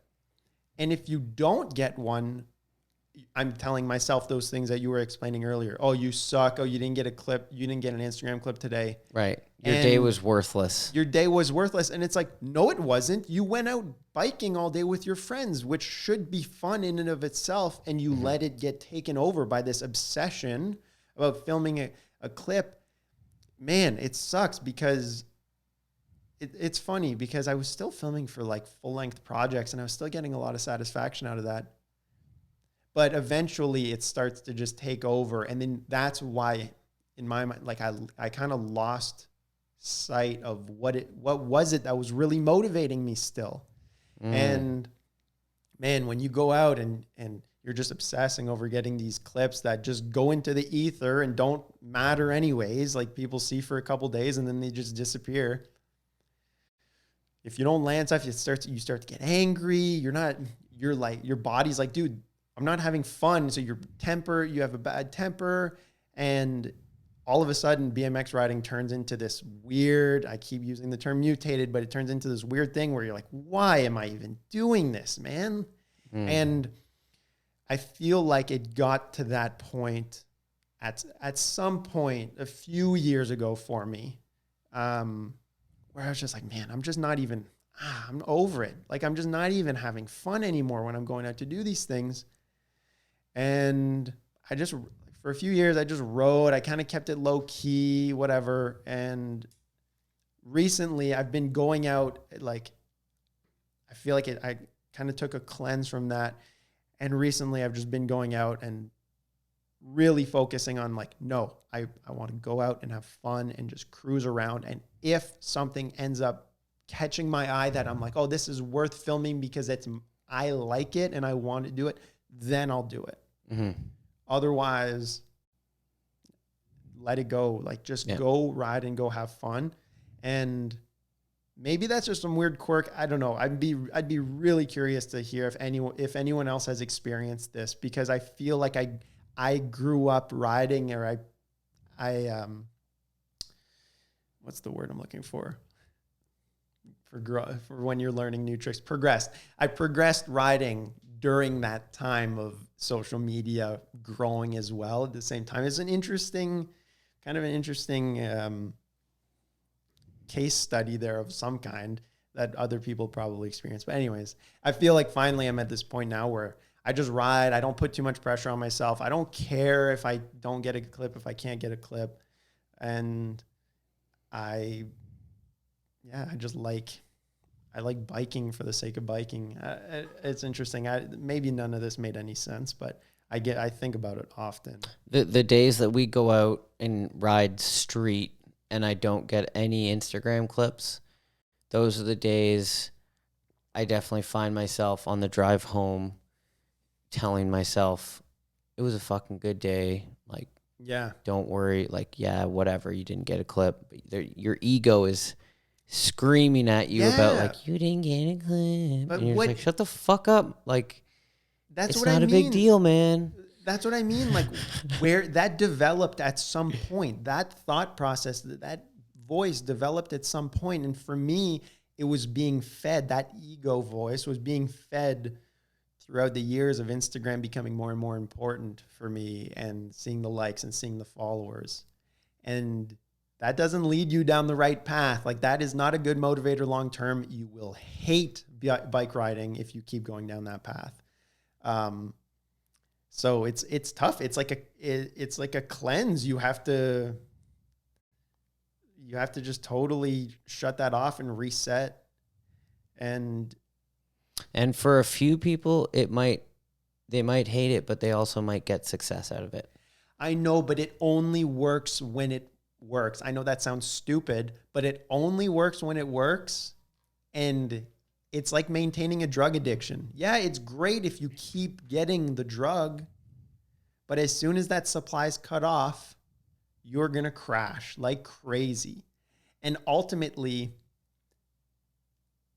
I still think that the lows in between those highs that they feel, it's not worth it. Like they feel the highs when they get the clip, when they see the likes coming in. But the lows that they feel when they don't get a clip, that they think a day is just absolutely wasted, that's not worth it. What happened?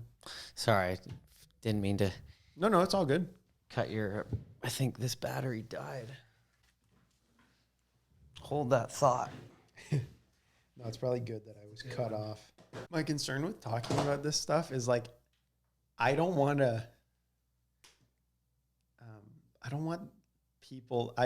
this to make people feel shitty about their process.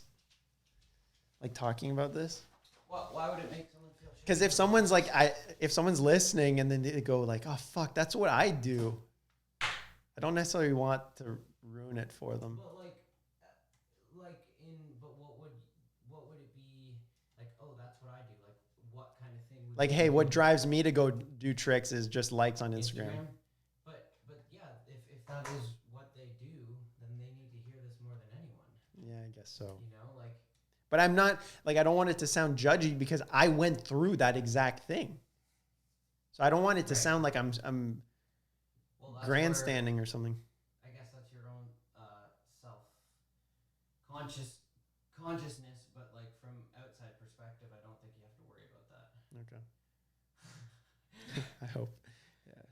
Because I think it doesn't sound like you're talking shit or... Okay. It doesn't sound like you're talking shit on someone's process or anything. It just sounds like you're talking about something that you've gone through and learned about in life. Yeah. And obviously thousands and millions of people are going to go through the same thing because we're all growing up with social media and how it grew. We all went from the time in our life where there was no social media and it slowly grew to becoming everything. It's like the most important thing in the world. And well, that's just it. And maybe I'm a byproduct to some extent of social media. I'm so thankful that I grew up for the most part before it and developed as a human before it. And then just, it came into my life more in my adulthood. But I often think I'm obsessed with kind of analyzing human behavior and what drives people and in a lot of different ways. But one exercise, just mental exercise that I like to think of often is how many of the things do I do during the day would I do if no one knew about them? I think that that's just a useful thing to question all the time because it'll really put it into perspective. It's like, what are you spending your time on for yourself or your family or whatever is important to you? And what are you doing as this, I don't know what you want to call it, social, to give some sort of social, some perspective or some, you know what I'm trying to say? Like gives people the impression of yourself. It's because I honestly think that there are a lot of people that do things that it's like if they didn't have their phone on them, they wouldn't even bother because it's like, man, I don't even think these people are having fun. And I'm only saying that because I feel like I've done that in my life. So I know that it's a real thing. I just think it's fascinating. And I think that and I'm not criticizing anyone who might be falling victim to that because I have too. And it's really hard to differentiate. It's really hard to identify why you're doing something. It's like, am I doing it because I think it's going to impress people? Am I doing it because I just have like a deep love for it? Am I doing it to impress my parents? But social media has given this, it's skewed everything to where like, man, I think people are pursuing some things that are, and now I'm not even talking about BMX riding anymore, but it's like, I think people are pursuing things that are so not important to them fundamentally, but they've convinced themselves that they're important to them, or they think that they are because of the perception it's going to give online. Or yeah, it's crazy. I don't know. It's crazy. You can quickly become, and this is going back to that period of my riding where I felt a lot like I was just kind of I don't know. It's like you're almost kind of just a zombie to this, and you're not identifying. You're not really you're not really present. Just like what you were saying about drug addicts and how if you're always high, when you're low, you're going to be really fucking low. Yeah. And it kind of sounds like an Instagram like is a sort of a drug, and when you're not getting high on it, you're feeling extra low, and when you're on the drug, I don't know, you're not super present. You're just high on the drug, and you just keep doing that. But it's not really purposeful. It's not. Oh man, this is probably not it's almost like oh, I want to take this drug so I can sleep and have a crazy dream. Yeah. It's like you're just dreaming though. You're just sleeping and dreaming. Like and you're you not don't really know, doing. You don't know why you're doing it. I don't know, man. I just think, that's just such a good exercise that I would recommend anyone do. Like, would I be doing this if no one knew about it? I love finding out things about my friends. Like, hey, I love finding out new things about people. Like, I play the violin, or I like painting or something. And you're like, oh, damn, that's really sick. And you don't know about it. And that's like, wow, you really love that. And you don't do it for anyone else except yourself. Right. Because you don't care. Like, and I know it's hard. It's a slippery slope. Because maybe they're big into painting. I'll give an example of how easily you can fall into this trap. You're big into painting. You love it. You've been doing it your whole life. You paint something that you're really proud of. You did a really good job. You want to share it with your friends. You want people to see it. So you post it on social media. Innocent act. You would want to show your friends in person anyways, but you post on social media. Then that machine starts to drum up that serotonin or whatever, those endorphins, and you start feeling like the likes come in. All of a sudden, that flip switched. Now, when you're painting, you're thinking about that. You're not thinking what it was. It's no longer what it was. It's as quick as that. It can flip, and it can happen for BMX riding, and it can happen for any hobby. And that's why I think it's so dangerous, man. You are playing with fire when you do that. Mm-hmm. Maybe that's just me because I have like a delicate mind, and my motives can flip. But I honestly think that for a lot of people, something that's pure for yourself that you do out of passion and love. Social media is really strong. It's a strong force. I think pretty much everyone probably goes through that if they're in something for long enough. Yeah. If you do something for 20 years, you're going to probably go through that. You're going to go through something at some point, right? Yeah, you're probably right. I think the longer you're in it, and I think a lot of the time when people go through something like that, it filters them out. People don't come back. There's a certain percentage of people that just, stop riding in those times. That's such a good point, dude. But then there's people that keep going, but eventually one of those is going to take them out. But we just keep on fucking going. And I think that that's cool. I think that that's a good sign. I think that you're right, because eventually that game gets old. And if that's the only thing that was motivating you, at some point that crumbles. But if what motivates you is like legit deep passion for something, you're going to still be doing it at 30 years old, 35, whatever. Exactly. Yeah, but I'm just saying I got sucked into that vortex for a while, and it screwed things up for me, which is crazy. And I'm sure other people have felt that. But so do you feel like you're back on track in a sense? Like, yeah, 100%. That's what I'm saying. It's like, I see it for what it is, probably just because I lived through it and I'm older now, and I distanced myself. I developed some other hobbies outside of bike riding, just to switch things up a little bit. Balance. But then what ends up happening is you develop these hobbies outside of BMX riding, and you're like, oh shit, this is what having a fun hobby feels like again. This is what learning and doing something that people don't even know.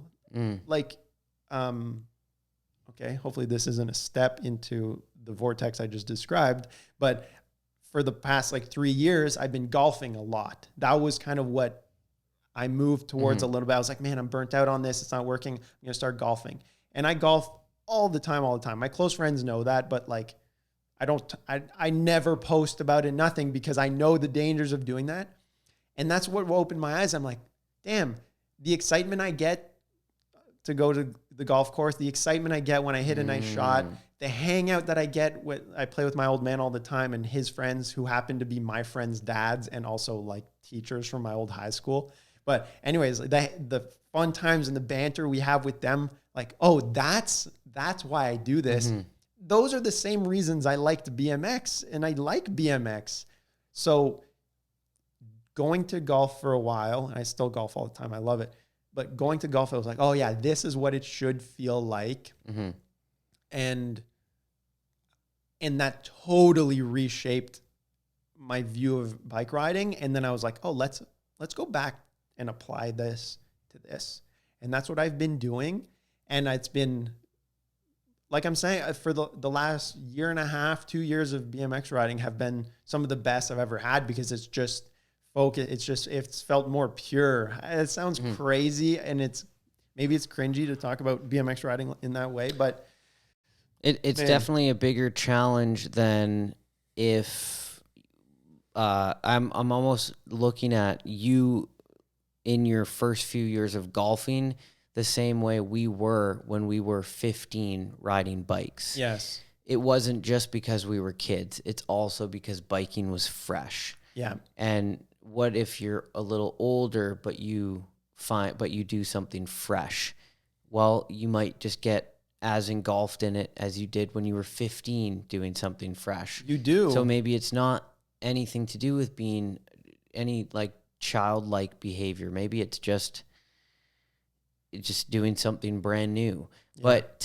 But to go through that whole process in life with BMX, and then have to go through the whole cycle and process you went through, and then take what you learned and apply it back to BMX to make it re-fun after all that.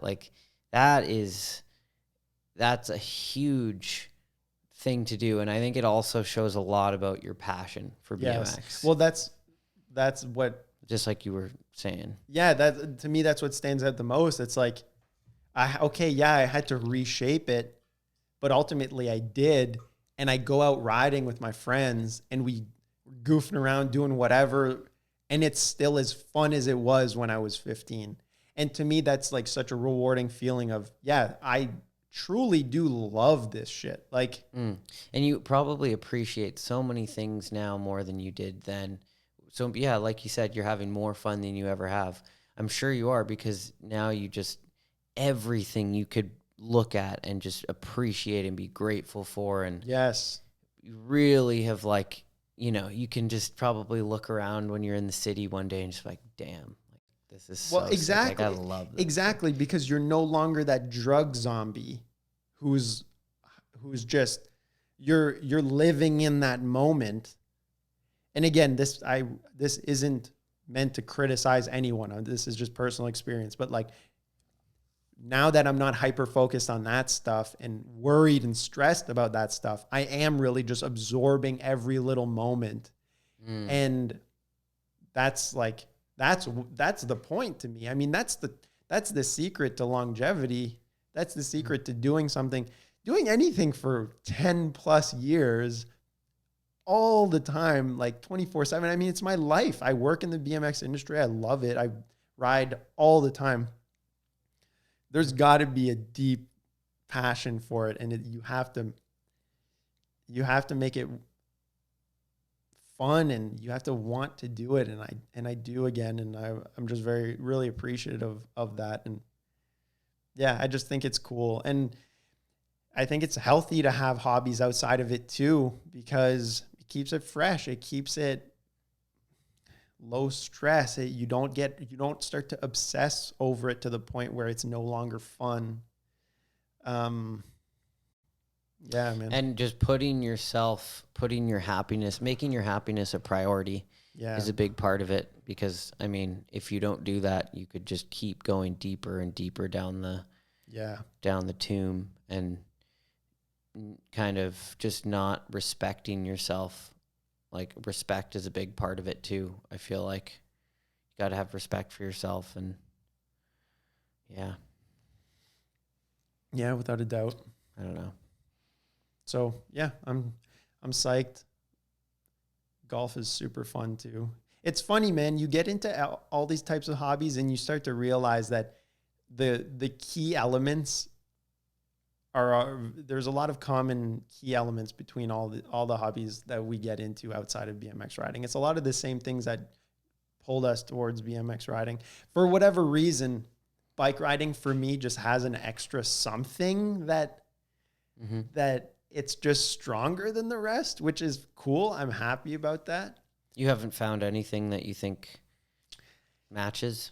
Not really, man. I mean, I remember being like, and I think this is talking about what got me into riding to begin with, but I remember being a little kid in elementary school, and the library had these books.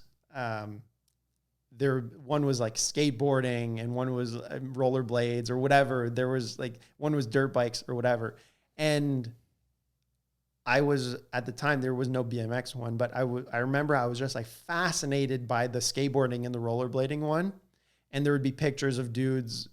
This was like in the 90s or whatever, but these guys riding street spots. Transworld, probably, right? No, they were French. They were, okay. Because I went to school in French, but there were these French books, and I would have them. Like, I was probably the only kid who rented them out of the library, but I had them all the time. And I would just obsess over like the details in the street spots that they were riding. And I was just fascinated. I'm like, I don't know what it is to this day. It's just like this weird obsession with riding street obstacles. I just thought it was so sick. It was like the things were purpose built for it, but they aren't. It's just this happy accident. That's passion right there. It's like the unexplainable love. That's what I mean. Or interest level. And it was there when I was 8 years old, and I can't explain it other than that. And then I remember some of the first few times going into big cities. I remember going to, I might have been in like Winnipeg or something young. I would have been young, and seeing like a ledge with wax on it, or even maybe younger than that, back when the bank to ledges right across from the Sky Dome were still rideable, like it was concrete, and seeing those with wax. And I would just be like totally enamored by these things. And I'd be like, what? Someone's like actually riding and grinding this, and just being totally fixated. And to this day, that's why I think when we go out riding, and I want to go riding downtown Toronto, I think that's still the main driver. It's like, I love street riding to that level. And nothing ever developed to that same depth for me.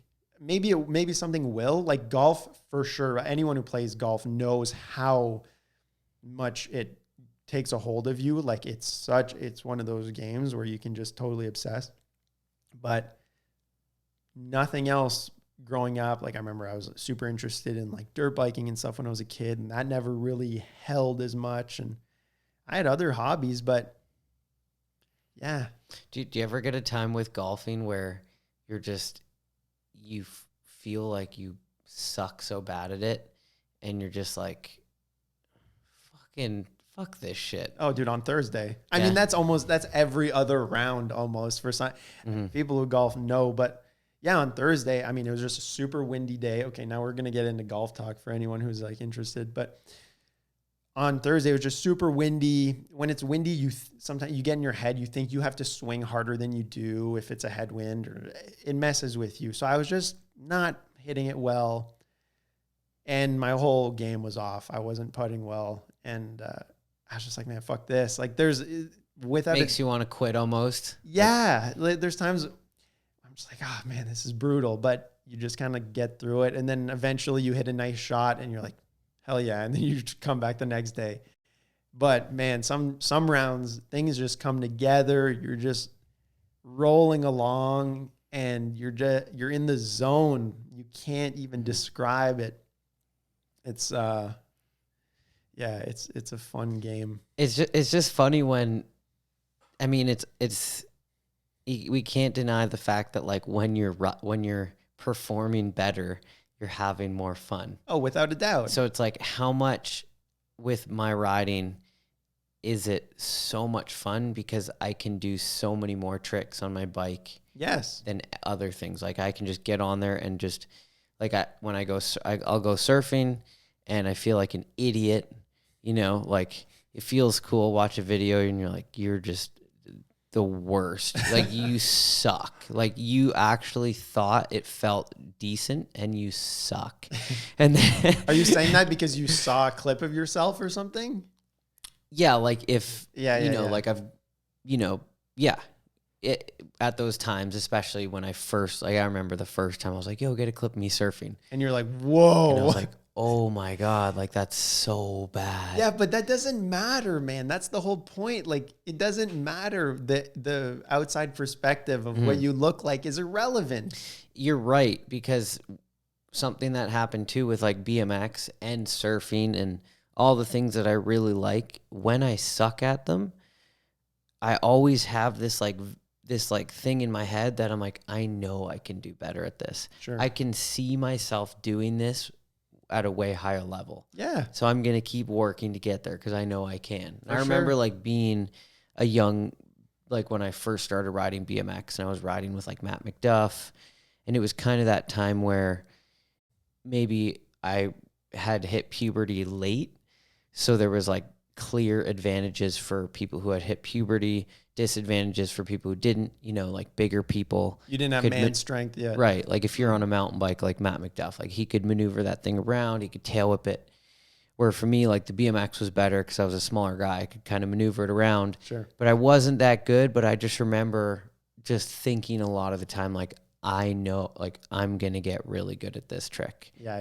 And it's going to be like by myself at Richmond Green day after day, but like I can picture myself doing this better. Mm-hmm. I think that's all athletes can probably have that same feeling.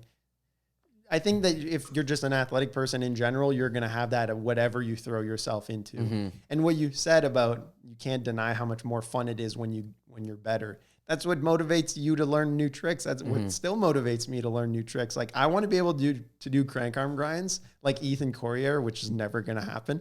But I want to because it's like, damn, that looks fun, man. When he crank arms curved rails and stuff, he makes it look so easy and it looks so fun and so true. And I'm just, it's a cool looking trick. For me, aesthetically, it's a cool looking trick. I find that's a big piece for me. The trick has to look cool for me to be interested in it. And I think it does.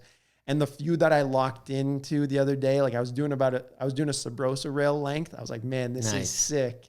And the fact that you can learn that trick on a Sabrosa rail and really work your way up. Well, that's what I mean. It's nothing death defying. I'm not risking my life. I'm setting up a Sabrosa rail into the grass.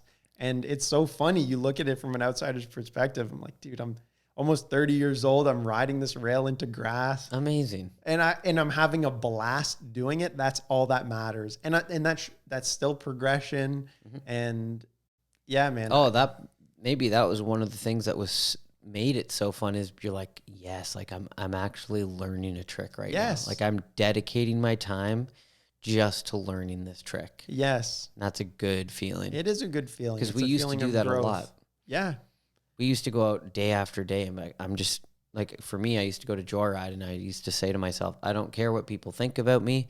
I'm going to go in the park, and I'm going to go try a new trick. I'm not going to go in there and show off all the tricks I can do. I'm going to go in there and look like an idiot and be a noob, because then I'm going to know how to do that trick. And then next time I'm going to be able to do that trick. And do you have an example of one of those tricks that you did, or that you like in that instance? What was a trick where you had to kind of put yourself out there to learn, where you were like, oh, I might look like a goofball? That's a good question.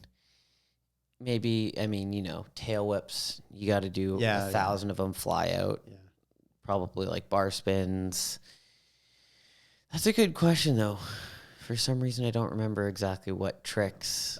But no, I mean, it would be like a 3 to foot jam, or like tuck to foot jam. Like I feel like that was kind of the stage where it was a lot of like tech quarter pipe combos, and that's when you were just trying them like 100 tries just over and over. And dude, the tricks into foot jams back in the day, people still do that, I guess, right? That was like the shit for like 3 years. It was like everything. Straight up, man. Out in that little bowl in the park, roll up there any day of the week, there would just be 15 dudes doing bar to foot jam whip.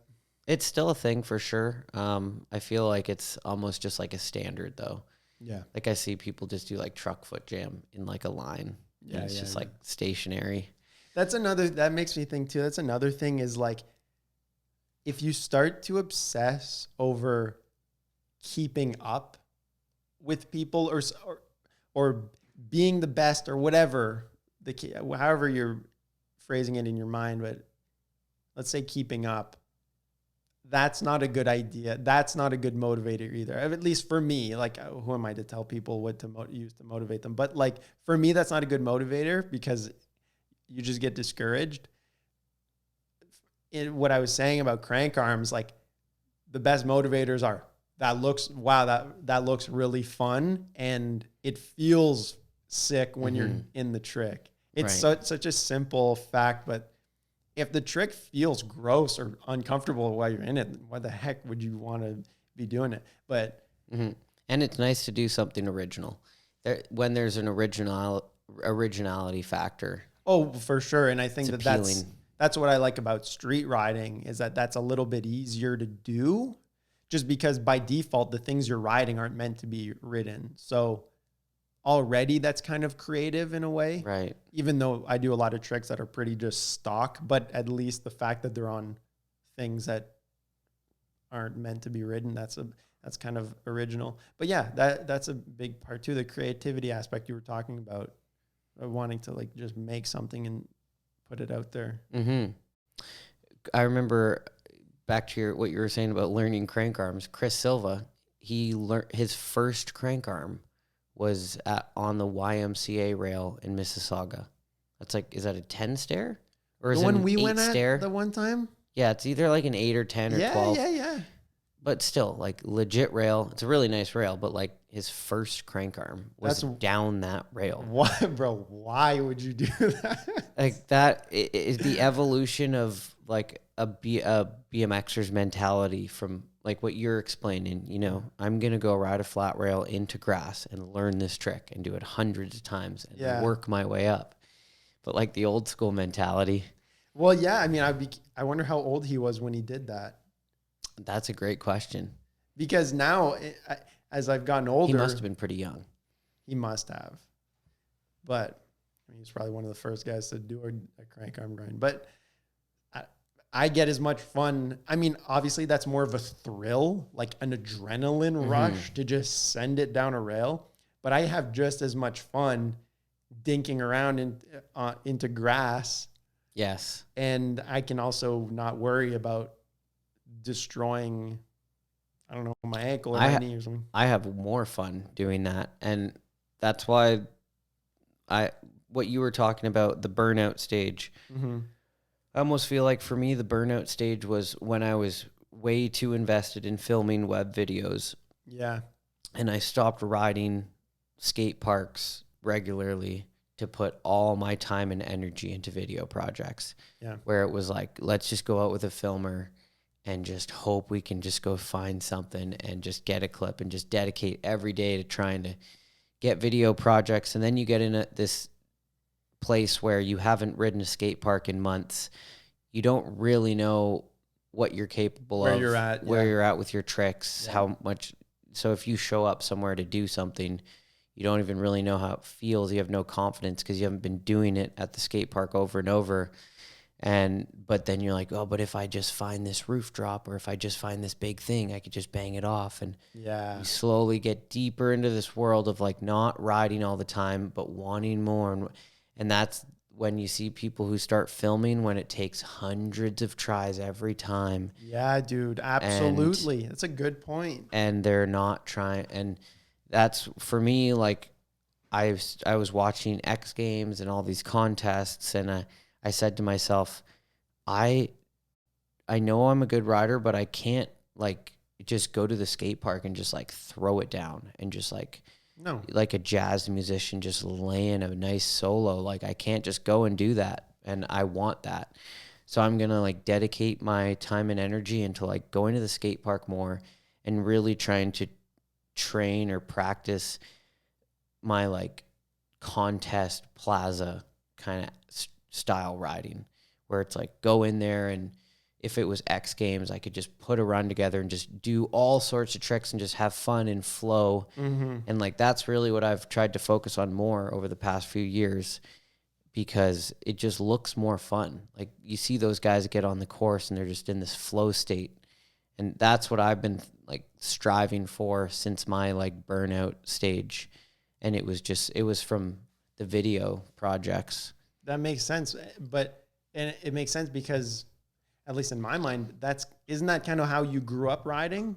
That park style of just feature, trick on every feature. I mean, when we go ride green or something like that, watching you rip around and do a trick on, like that just seems to be what you gravitate towards. Am I right? Is that like, that's just what you find the most fun, probably? Like just doing lines at like trick at the skate park. Yeah. Just like riding like a an park. X Games contest kind of run. Yeah. That's a great feeling. It's so fun when you just like, you got your music on, you get your speed, and you just like hit, you know? So it makes sense that you're striving to go get back to that, because that's what is the most fun for you. It's the most fun, and I feel like it's also overall just the maybe the style I appreciate the most too. Sure. Like people who can do that. There's something that I really appreciate about it. That shows that you just have everything on lock. Exactly. But it's funny because... And it also shows that you don't care what people think. Right. That's the big part of it, I think, that appeals to me. And I think a big part of the process wasn't learning the tricks. It was like how to ride without caring what people think. How to ride... I'm just going to do a 180, and I'm not going to be like, oh, that person might think I just did a 180 and I just did another 180 and that trick's not very hard. And you're thinking so much about what other people are like thinking of your riding. Yeah. That's not a place. I guess that's not a good place to be. No. You can't feel free and confident and rip around when you're just stuck in thinking about what other people are thinking about you. And if you're riding a park with like someone really good, a lot of the time they'll make you feel that way. If you're riding with someone crazy good, they'll always, anytime I ride a park with Chad, it doesn't matter how much I've progressed, blah, blah, blah. I'm going to watch them and just be like, damn, like, yeah. I like am nervous to drop in. Yeah. You know, it's like they shut it down. But it's like they're in their flow state, having that fun for sure flow. And because they're not thinking about what other people are thinking. Not even a little bit. And that can cause people to like overthink. It's crazy how that works. Well, it's intimidating. It's intimidating for everyone. It's like, damn, this guy's... It's funny what you mentioned about what you described about obsessing over parts kind of interfering with what you really care about the most in riding and like the most about riding, which is riding skate parks and flowing and feeling really confident. It's funny that these guys like Dennis, Chad, Garrett, who are constantly producing stuff, they all have ramps at their house. They all built skate parks at their house. I imagine for the exact reason you're describing, where they need to feel like confident. Obviously they need to feel confident on their bike, but they need to just ride all the time, and they need to have access. So even if it's just like a 20-minute session during the day, they can hop out in the backyard, rip a few ramps. Yes. That must be a common trait. And I don't know, because that's not really my style of riding. I can't do that shit, but that must be a common thing for those guys. I definitely can relate to what you're saying with all I've been doing is driving to spots to go film, and I haven't really ridden much outside of individual clips.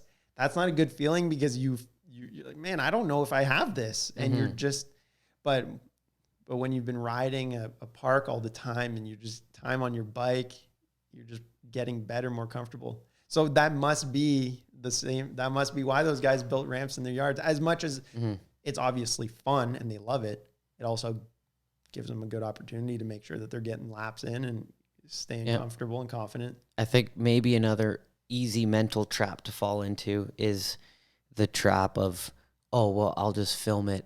And then like, if I only have to pull one on camera. Yeah. So it's like, I don't have to practice it. Like when I'm filming it, I'll just bang it out. Yeah. It's like, no, that's not really how it works. Like you have to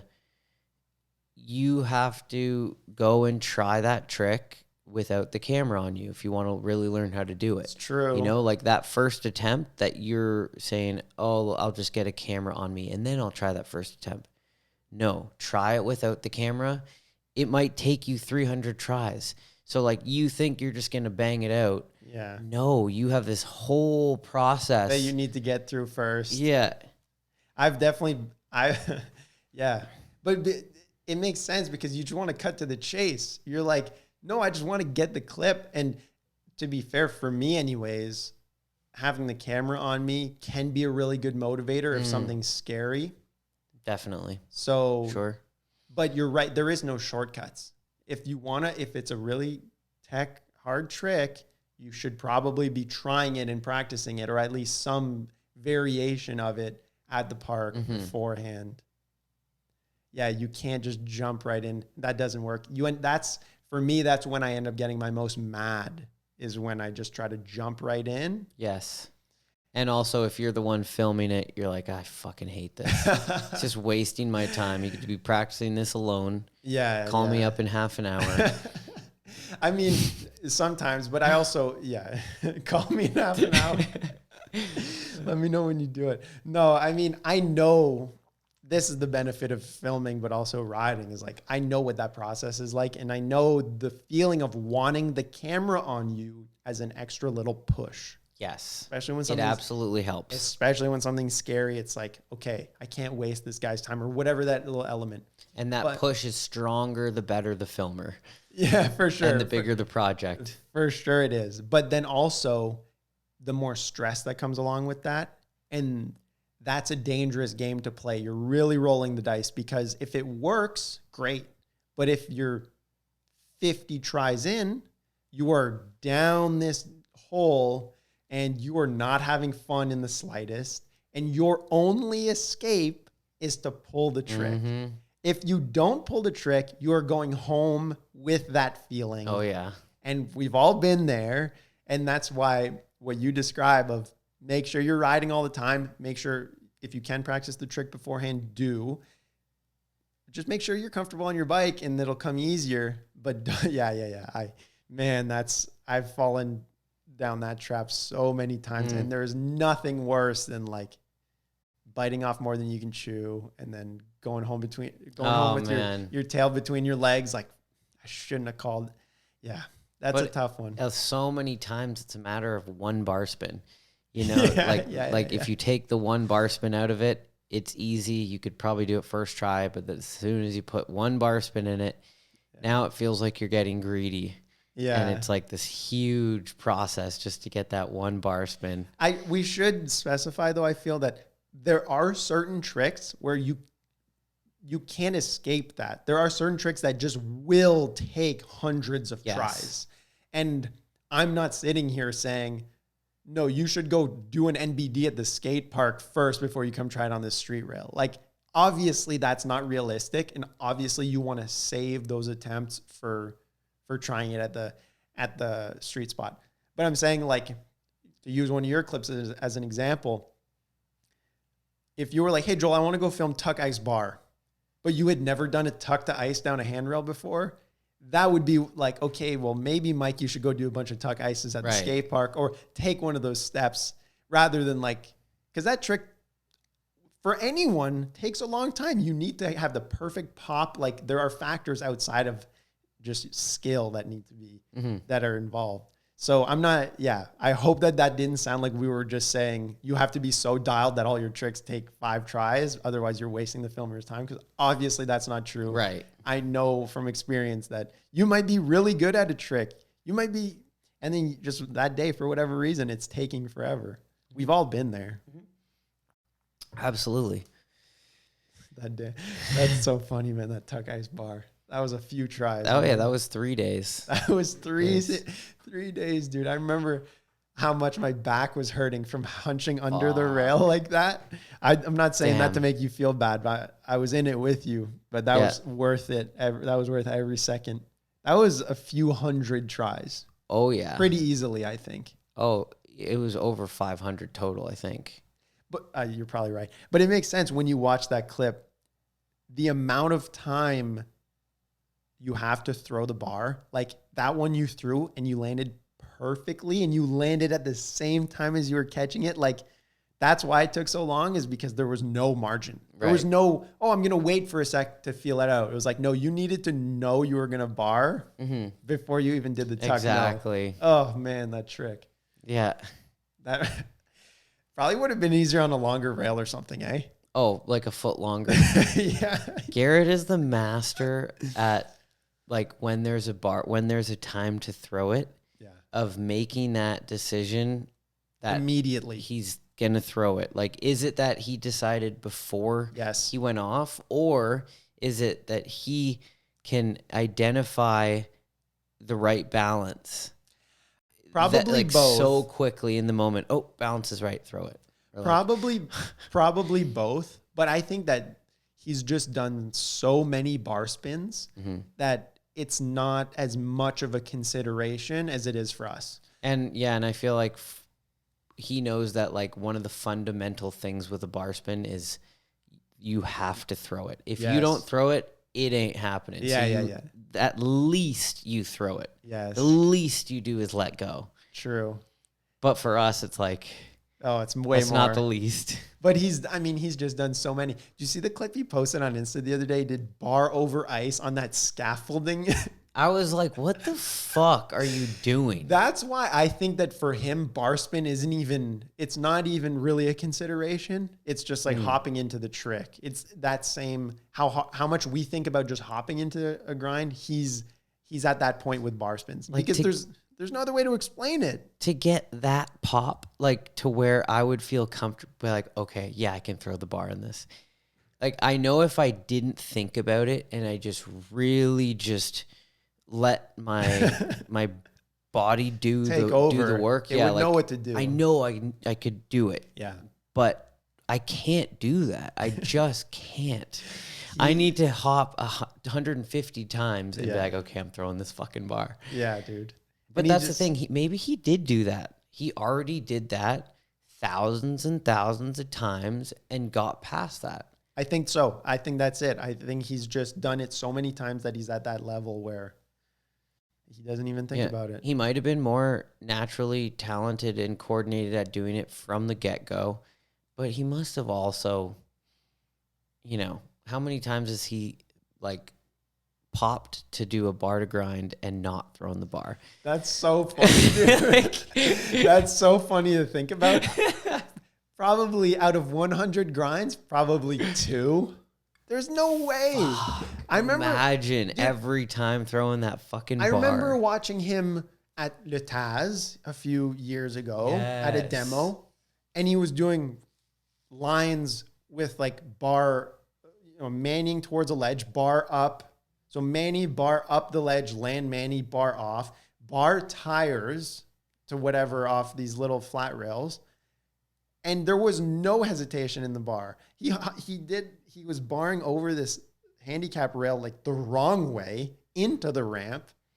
At the Olympic Stadium, there's these kind of picnic table-ish benches. They're terrible. The middles of them slide, but then the ends are concrete. So for me, the worst case scenario to try to do an ice bar. And he's just doing a line where he's like, bar, ice bar, this bench. It's like any moment he's in the air, he's just throwing the bar. He's not even thinking about it. So that's just repetition. Flawless. Just like so impressive. Like dude. The throw and the pop at the same time. Yep. Just the flawless, just two things happening simultaneously, perfectly together. Perfectly in sync, man. I remember I was pretty impressed too. This was a few years ago, but watching Colin ride, might have been at a demo at Taz before this one, but Colin was trying bar ice switch bar on this little down rail. And if he didn't throw the bar into the ice, he would still throw the switch bar out. Wow. And I was like, whoa, that's crazy. Because for me, if I'm not doing the first part of the trick, it's scrapped. But he was so committed. So it just shows the level. And that's Colin. I mean. Right. That makes me think about for me personally, I do a lot of like Manny bar on like down ledges. Yeah, you do. And sometimes if I don't throw the bar into the Manny, I'll still try and throw it out. But to do a bar Manny bar on down a ledge as opposed to like a bar ice bar, or ice bar or bar ice down that ledge, to me that just, I cannot get it. Like I can't throw the bar the same when you're landing on your peg. Yeah. It's so uncomfortable. I don't know how these guys get past it. Like you have to do it thousands, because like I've done hundreds of bar to grinds probably by now. And I absolutely suck at them, and I have no confidence with them. And if you don't keep on fucking doing them over and over and over, week after week after week, oh, you took a month off of them? Reset. Yeah, man. But again, it just describes what you were talking about. You got to make sure you're just riding all the time. And again, what is it about that trick? Those guys are doing that trick thousands and thousands of times because it's fun and they're having fun doing it, and they think, oh man, that trick looks cool, and they really want to learn it, and they just stick to it. That's still what's driving them to do it. Exactly. You cannot do 1,000 bar to grinds if you're not somewhat enjoying it. Oh, 100%, man. Yeah, that's very true. Oh God, so just nerding out on bar spin tricks. I love it. I love how much Garrett came up in this one. I know, dude. It's awesome. It's because, I mean, it's for good reason. He's like a pillar of, like, just what is the right way to do things. So, 100%. That's all it is. It's a high standard, but it's something to strive for. Yeah, for sure. Well, dude, we did quite a while. Did we? Want to wrap it up, or? Yeah, I got Jesus. Yeah, I got an hour. Oh, fuck, it's midnight. Yeah, I got an hour and a half drive home. Shit. Well, yeah, thanks for coming on. That was fun. Of course. Good Thanks for chat, having man. me. Yeah, got into some cool stuff. Absolutely. Appreciate it.